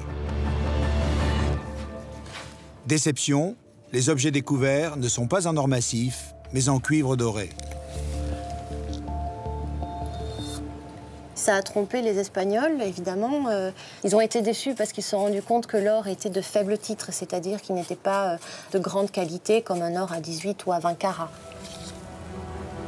Carol Fraresso est l'une des 3 meilleures spécialistes mondiales en archéométallurgie andine. Avec elle, nous découvrons les objets précieux qui n'ont pas été fondus par les conquistadors.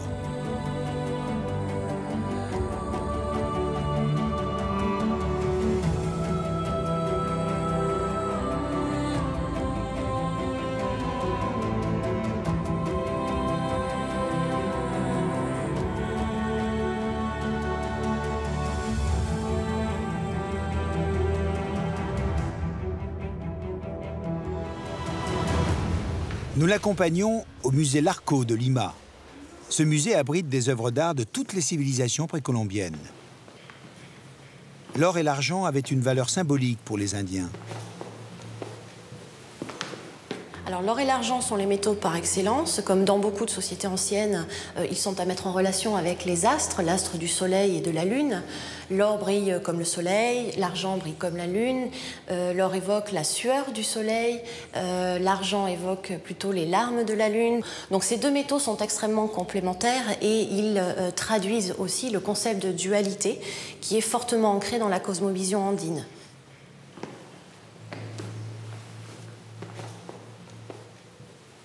Alors, la conséquence du pillage de ces objets en or et en argent a été bien plus importante que la simple valeur économique de perdre de l'or ou de l'argent, mais bien plus la perte, l'élimination d'une identité, de l'identité du groupe, des symboles aussi du pouvoir. Nous sommes ici face à une parure qui représente par excellence le pouvoir des gouvernants. Et donc finalement, par l'enlèvement de ces objets, on perd une identité, on perd des savoir-faire, on perd une tradition. On perd une âme, une identité culturelle.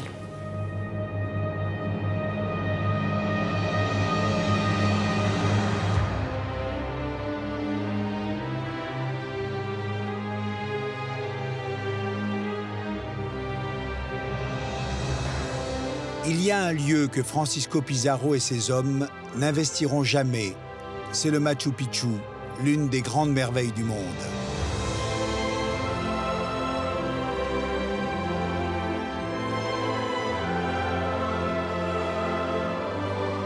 Au cœur des Andes, ce lieu mythique n'a pas encore livré tous ses secrets.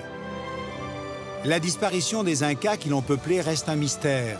Exode, guerre civile, épidémie, toutes les hypothèses restent ouvertes. Les conquistadors n'auront jamais connaissance du lieu. Ce n'est que 4 siècles après la conquête du Pérou qu'un certain Hiram Bingham le découvre. Explorateur et spécialiste de l'Amérique latine, Hiram Bingham se passionne pour la question du dernier refuge de l'Inca. En 1911, lors d'une mission d'exploration, il découvre la cité de Machu Picchu. Hiram Bingham, cet intellectuel coiffé d'un éternel chapeau, devenu instructeur durant la Première Guerre mondiale, aurait servi de modèle au personnage d'Indiana Jones, immortalisé par Harrison Ford.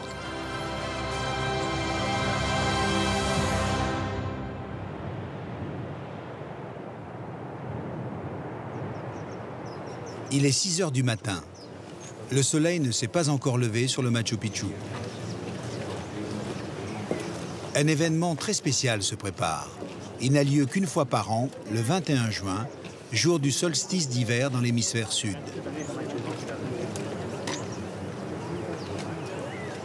L'astre solaire va projeter ses premiers rayons sur l'autel du Temple du Soleil à travers cette fenêtre. Ils sont nombreux ce matin à être venus pour saluer cette apparition. Do faster because sun is just reaching here. Sun is arriving. Look faster. This is the moment for the planet. Honor yourself.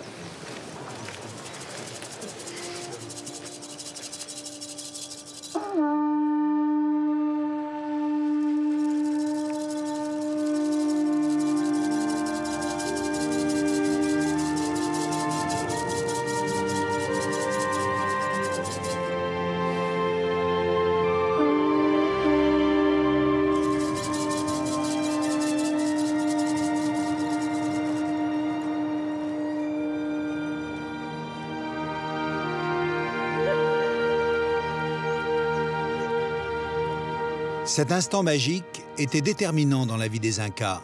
Le moment du solstice d'hiver leur permettait de connaître précisément la date des semailles et des récoltes. Au sommet du Machu Picchu est situé l'Intihuatana, là où le soleil s'attache. C'est à la fois un calendrier solaire et un objet de culte. Les Incas y célébraient des rites pour que chaque année, le soleil revienne. Ceci est un affleurement rocheux dont on a tiré profit pour sculpter cette pierre qui sert d'élément fixe pour faire les observations astronomiques.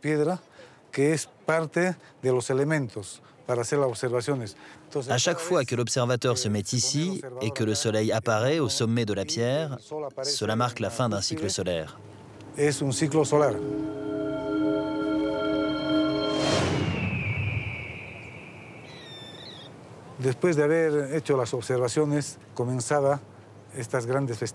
Une fois que les observations sont faites, commencent de grandes cérémonies pour la nouvelle année. C'est une manière de célébrer le retour du soleil qui laisse présager d'une grande récolte. Quand le soleil se voit bien, ça veut dire qu'il n'y aura pas de nuages, pas de problème pendant la nouvelle année. Le 21 juin marquait pour les Incas le premier jour de la nouvelle année. Aujourd'hui encore, on savoure le privilège de l'instant. Le soleil, c'était tellement important qu'il ordonnait pas simplement l'énergie, mais aussi les possibilités de vivre. Et pour arriver dans ce niveau de connaissance, nos ancêtres ont dû développer tellement de choses pour comprendre comment notre planète fonctionne. Ce que vous voyez autour de nous, c'est le résultat de la science ancienne. Alors nos ancêtres étaient vraiment doués en ça. Les Incas construisent le Machu Picchu vers 1450. Ils le bâtissent en plein milieu des montagnes qui pour eux étaient des divinités. Ils prennent soin d'orienter chacun de ces bâtiments vers l'est, là où se lève le dieu soleil.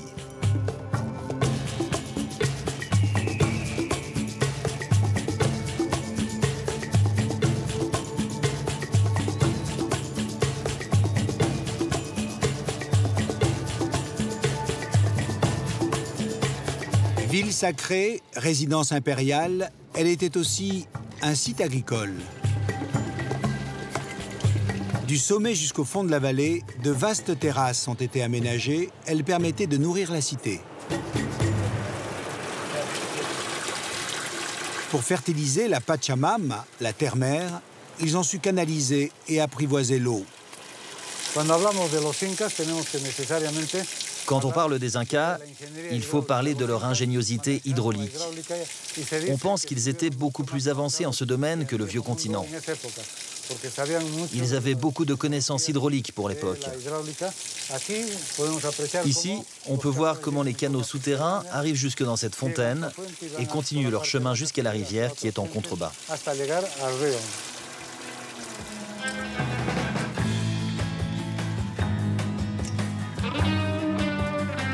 Leur système de terrassement permettait aux Incas d'exploiter également le sel. Les salines de Maras, encastrées dans le creux d'une vallée, sont toujours exploitées par les habitants de la région.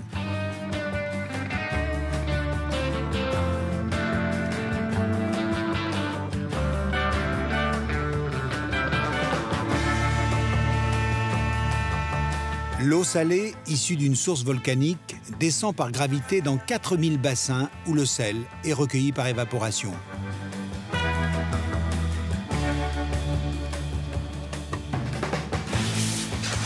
Pour les Incas, ce sel avait autant de valeur que l'or. Il servait de monnaie d'échange et d'offrande. Il permettait aussi la conservation des aliments.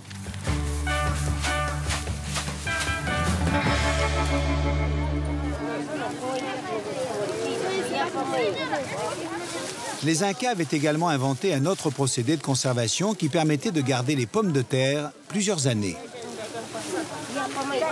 Le chuño est obtenu par déshydratation. Les pommes de terre sont exposées au gel, puis au soleil, et sont écrasées à même le sol.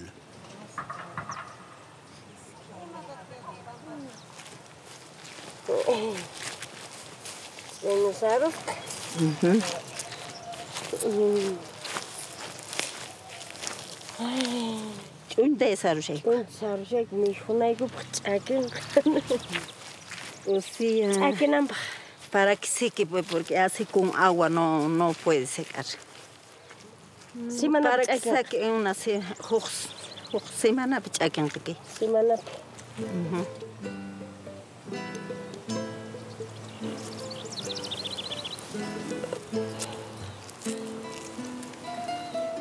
Aquí no puedo papat exosional. Mana karantin ko papat nancho. Aquí no puedo papat aquí. Ya kan apa pesquita.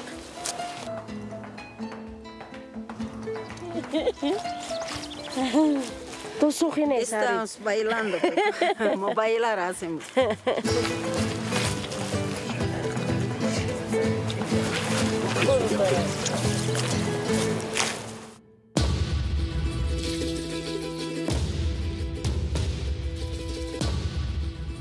Quand les Espagnols débarquent au Pérou, la capitale inca, c'est Cusco.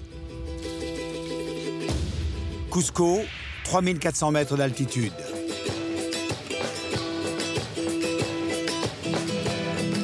Avec l'arrivée des Espagnols, la ville va être fortement remaniée.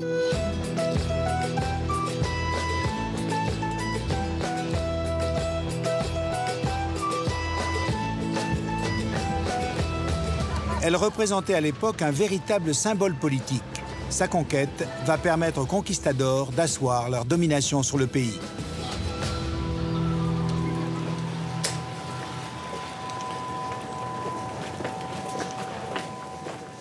Cusco, c'était le centre de la société inca, le nombril de l'Empire. C'est ici que se tenait le pouvoir central, les fonctionnaires, mais aussi l'empereur, l'Inca.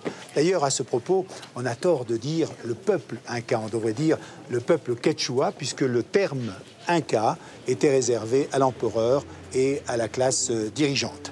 Alors Cusco était entièrement bâti avec ce type de pierre. On voit ici un soubassement qui est d'époque. Regardez comment ces pierres sont ciselées pour qu'elles puissent s'imbriquer les unes avec les autres. Pas de ciment, pas de mortier. C'est le poids de chacune d'entre elles qui peut monter à des dizaines de tonnes, qui fait tenir l'ensemble. C'est absolument impressionnant.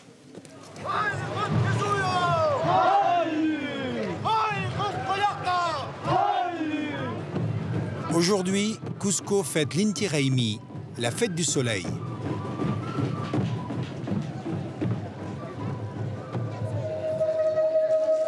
Cette fête de l'Inti Raymi a été interdite au XVIe siècle par les Espagnols. Elle a refait surface en 1944 et depuis elle est fêtée tous les ans par les Péruviens avec une certaine ferveur. Alors bien sûr, on trouve quelques touristes, pas mal même, mais en fait cette fête a la vertu, au-delà du folklore, de faire en sorte que ce peuple retrouve ses racines et se forge une identité.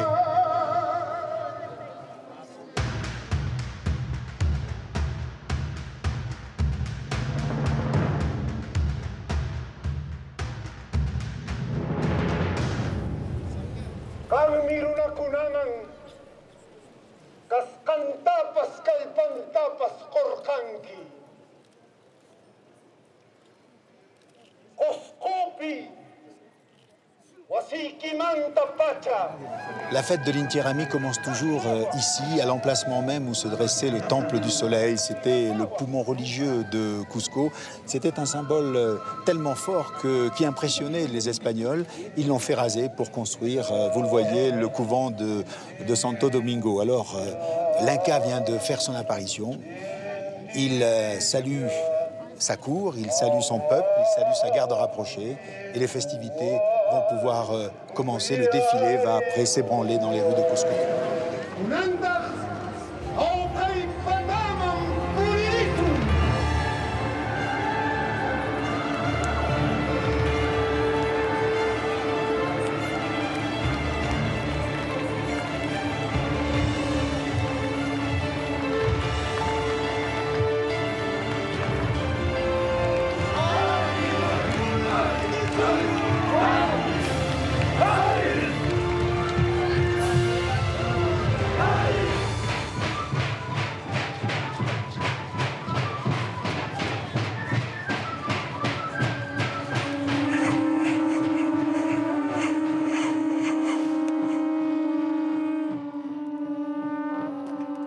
Voilà, c'est ici, au temple de Sacsayhuaman, que se termine cette fête du soleil, un peu sous les nuages, mais il faut préciser que nous sommes à 3500 mètres d'altitude. C'est un temple qui domine entièrement, vous le voyez, la ville de Cusco. Ce temple, c'était une forteresse qui fut d'ailleurs le cadre d'une bataille extrêmement meurtrière entre les Espagnols et les Incas, tout simplement parce que cette forteresse était un véritable verrou. Le verrou qui menait à la ville de Cusco et surtout le verrou qui menait à l'Inca, c'est-à-dire à l'empereur.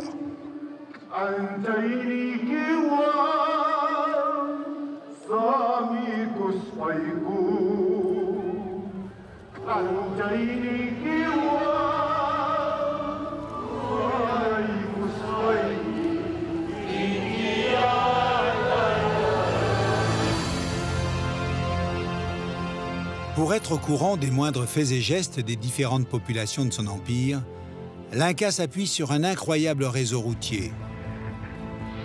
25 000 kilomètres de routes de pierre qui convergent vers la capitale Cusco.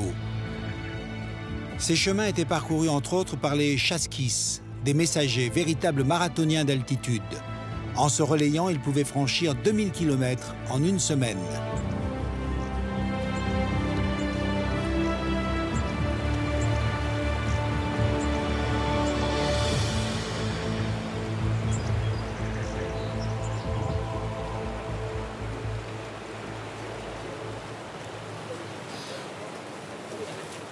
Pour passer d'une vallée à une autre, ils empruntaient un pont fait d'herbes tressées en cordes.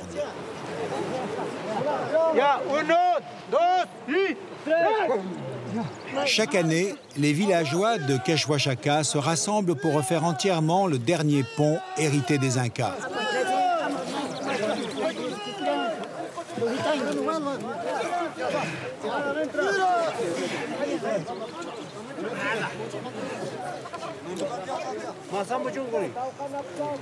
Regarde, je me suis fait mal. Mon petit monsieur, c'est vraiment très difficile. On tire comme des fous. Ça fait très mal aux mains. Mais c'est comme ça que l'on travaille depuis tellement d'années.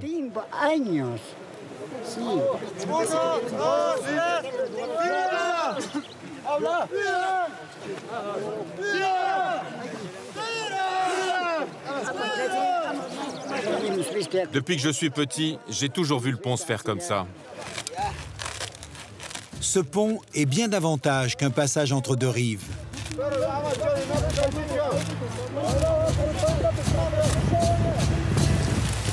C'est un lien chaque année renouvelé entre la communauté d'aujourd'hui et un savoir-faire qui vient directement des Incas et se transmet depuis des siècles, de père en fils.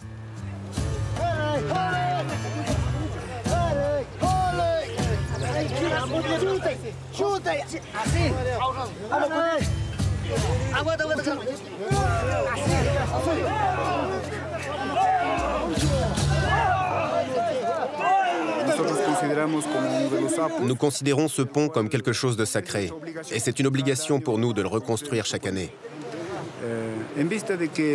Si nous ne le faisions pas, cela pourrait causer des problèmes à la communauté. Cela pourrait provoquer la sécheresse, la famine ou que sais-je encore. C'est pour cela que tout le monde est là. Les vieux, les jeunes et même les enfants sont là pour observer. Comme ça, la tradition ne pourra pas s'éteindre. Parce qu'ici, en général, toutes les personnes ont une fonction et chacun fait ce qu'il a à faire. Les femmes, elles, se tiennent à l'écart. Selon la tradition, elles n'ont pas le droit de s'approcher du pont pendant toute sa construction. Cela risquerait d'irriter les divinités et de porter malheur. Elles sont installées 100 mètres plus haut. Ce sont elles qui tressent les cordes avec de la paille qu'elles ont ramassée les jours précédents au sommet des montagnes.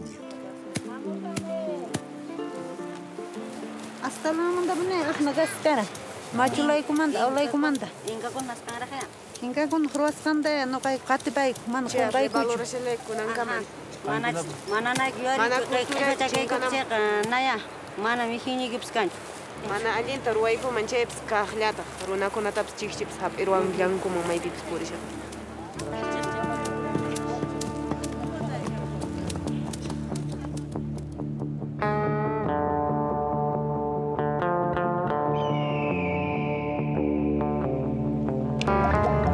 La construction du pont demandera 3 jours. Les cordes tressées par les femmes viennent achever l'édifice.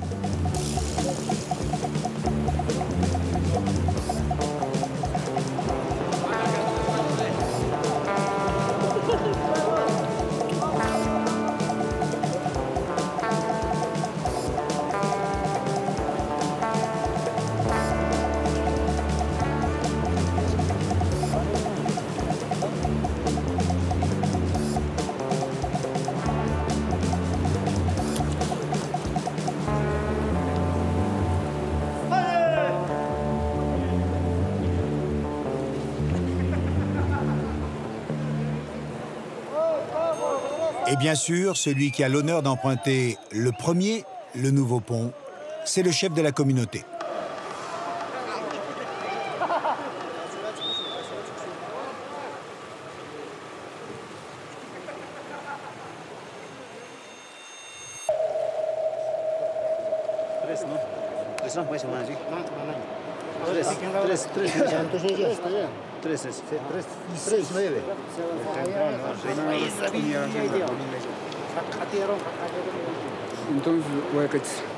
Merci beaucoup, petit frère. Je souhaite que cela se passe aussi bien l'année prochaine, parce que l'on a bien compris comment faire. Ceux qui viendront après nous n'ont pas encore compris. Mais ils vont apprendre à le faire et perpétuer la tradition.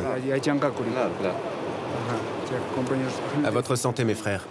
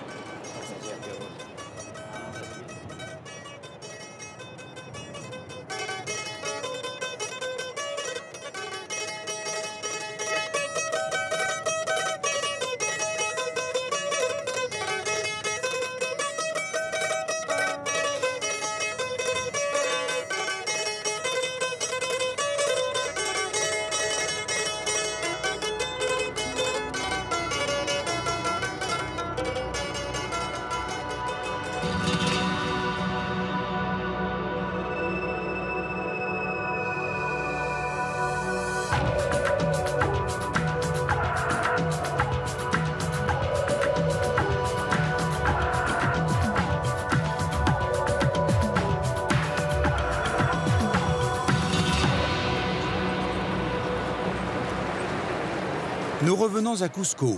Les habitants y célèbrent le Corpus Christi, la fête religieuse la plus importante de la ville.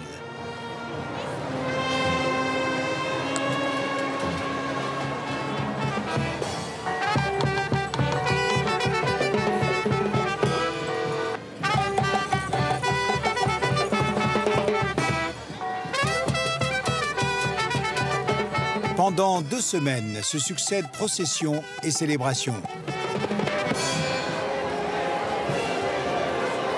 À l'image de sa population, cette fête reflète la culture métisse du pays, un mélange de 2 mondes.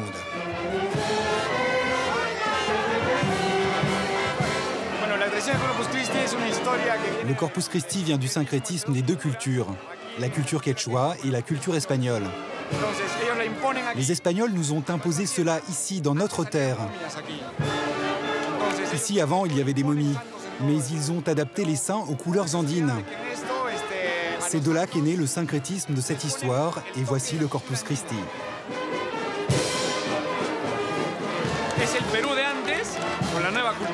C'est le Pérou d'avant et le nouveau Pérou mélangé.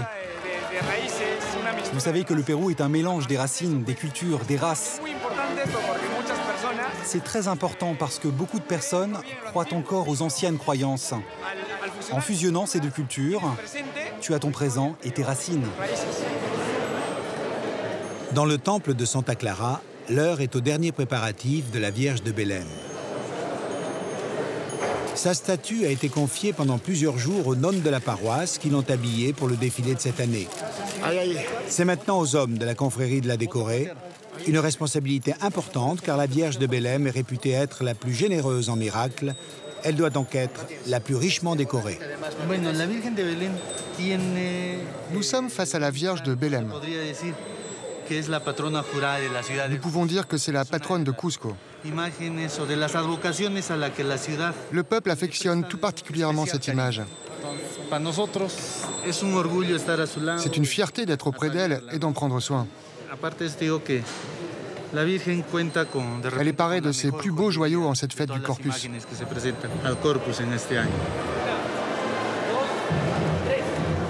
La Vierge du Belém pèse 2 tonnes. La portée demande l'énergie et la force d'une quarantaine de personnes. L'exercice n'est pas sans risque.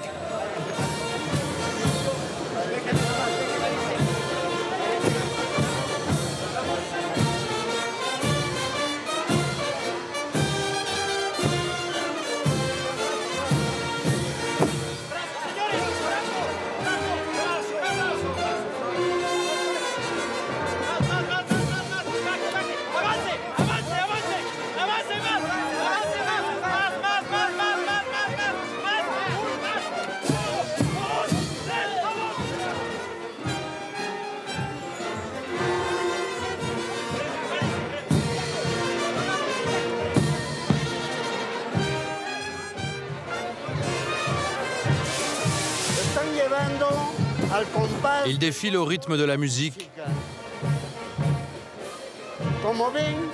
Comme vous pouvez le voir, ils sont inclinés. Cela s'appelle la puntalear. Car s'ils marchent droit, ils risquent de se fracturer la clavicule. J'ai porté la Vierge pendant 32 ans. C'est l'amour que je voue à la Sainte Mère de Dieu, de Jésus. Nous sommes tous très croyants et nous avons beaucoup de tendresse pour elle.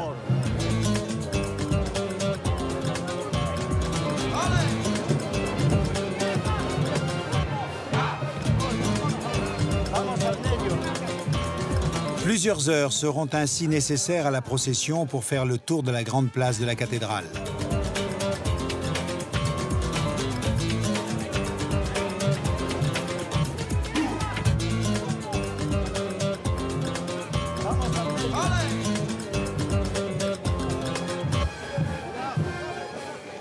Pendant que la foule dehors continue à fêter le Corpus Christi, moi je voudrais vous montrer un tableau qui illustre parfaitement la stratégie de conquête des Espagnols. Et ce tableau se trouve ici, dans cette magnifique église de la Compagnie de Jésus. Après avoir achevé la conquête militaire, après avoir détruit tous les symboles religieux des Incas, eh bien les Espagnols vont mener une politique de métissage afin de s'assurer le soutien de la noblesse inca. Et cette période eh bien, est illustrée sur ce tableau. On y voit un couple. Lui est espagnol, c'est un capitaine, il s'appelle Martin de Loyola. Elle est inca, elle s'appelle Béatrice. Elle est d'ailleurs la dernière princesse des Incas. Et puis, pour la petite anecdote, derrière le couple, un personnage qui tient un livre, c'est Ignace de Loyola. C'est le fondateur de l'ordre des Jésuites. Et pourquoi est-il représenté ici, sur ce tableau, alors qu'il n'est jamais venu à Cusco? Eh bien, tout simplement parce que c'est l'oncle du marié.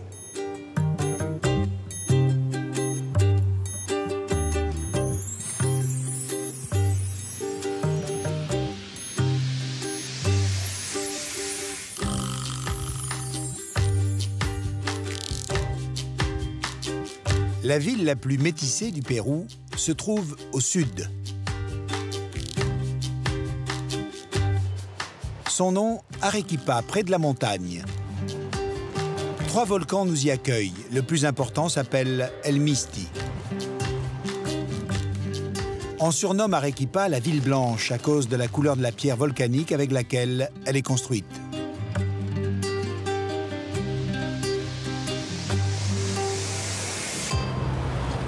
C'est ici que se trouve le plus grand couvent du monde, le monastère de Santa Catalina. Il est le symbole même de l'évangélisation du Pérou par les Espagnols.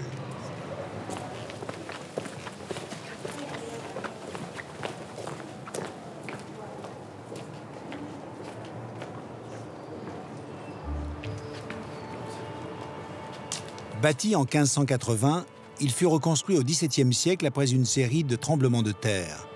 Sur 2 hectares, le couvent est une ville dans la ville avec ses maisons, ses rues, ses places, ses jardins, ses cloîtres. Les religieuses qui vivaient ici venaient de familles d'origine sociale très diverses. Certaines, les plus fortunées, étaient accompagnées de leurs servantes, mais toutes avaient choisi de vivre cloîtrées et de mener une existence orientée vers la prière.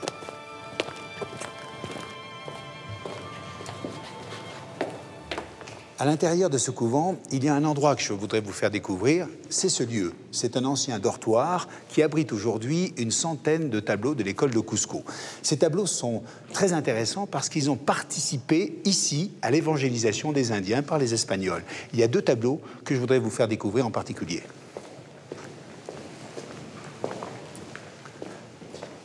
Voilà, vous reconnaissez la Vierge Marie. Eh bien, pour expliquer au peuple que c'est un personnage important dans la religion catholique, c'est la mère de Jésus, on va lui dessiner un énorme manteau qui va nous faire penser à une montagne. Pourquoi?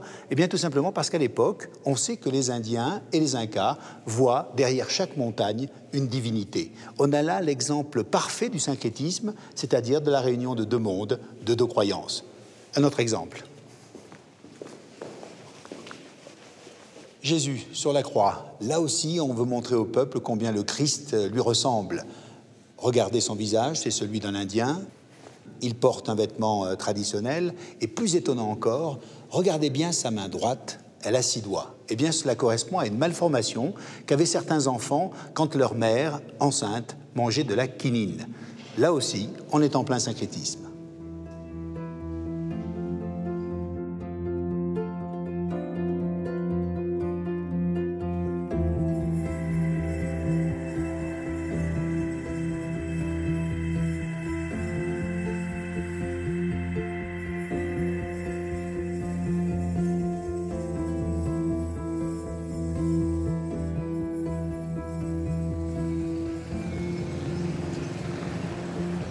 Je vous emmène à présent au musée andin d'Arequipa pour faire la connaissance d'une jeune fille. Elle s'appelle Juanita et son histoire est bouleversante.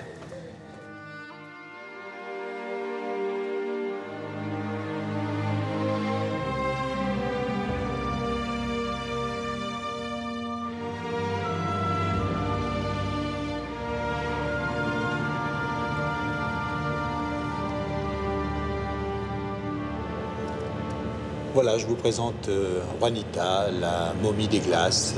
Elle a été trouvée en 1995 après une éruption volcanique et qui a fait fondre les neiges de l'Ampatto à 6300 mètres d'altitude et mis à découvert son corps.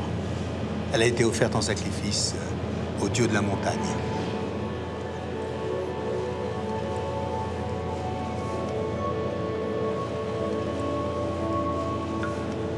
Elle devait avoir entre 12 et 14 ans et elle était sans doute très très belle parce qu'on ne sacrifiait que les enfants très beaux et en bonne santé. Elle est restée comme ça 500 ans dans les glaces, un demi-millénaire. Et aujourd'hui, elle repose dans ce caisson à moins 20 degrés, toujours dans cette position de fœtus. Juanita, la princesse des glaces.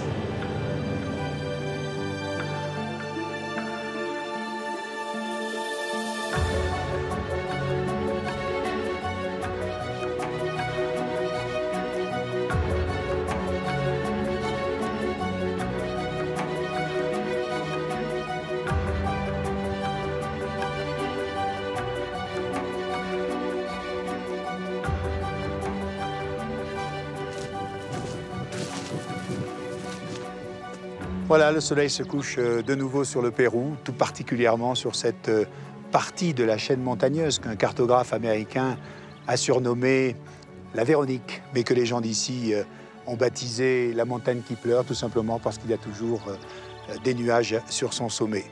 Voilà, c'est la fin de notre histoire, mais le grand tour continue, car c'est par la fin que tout commence. À bientôt.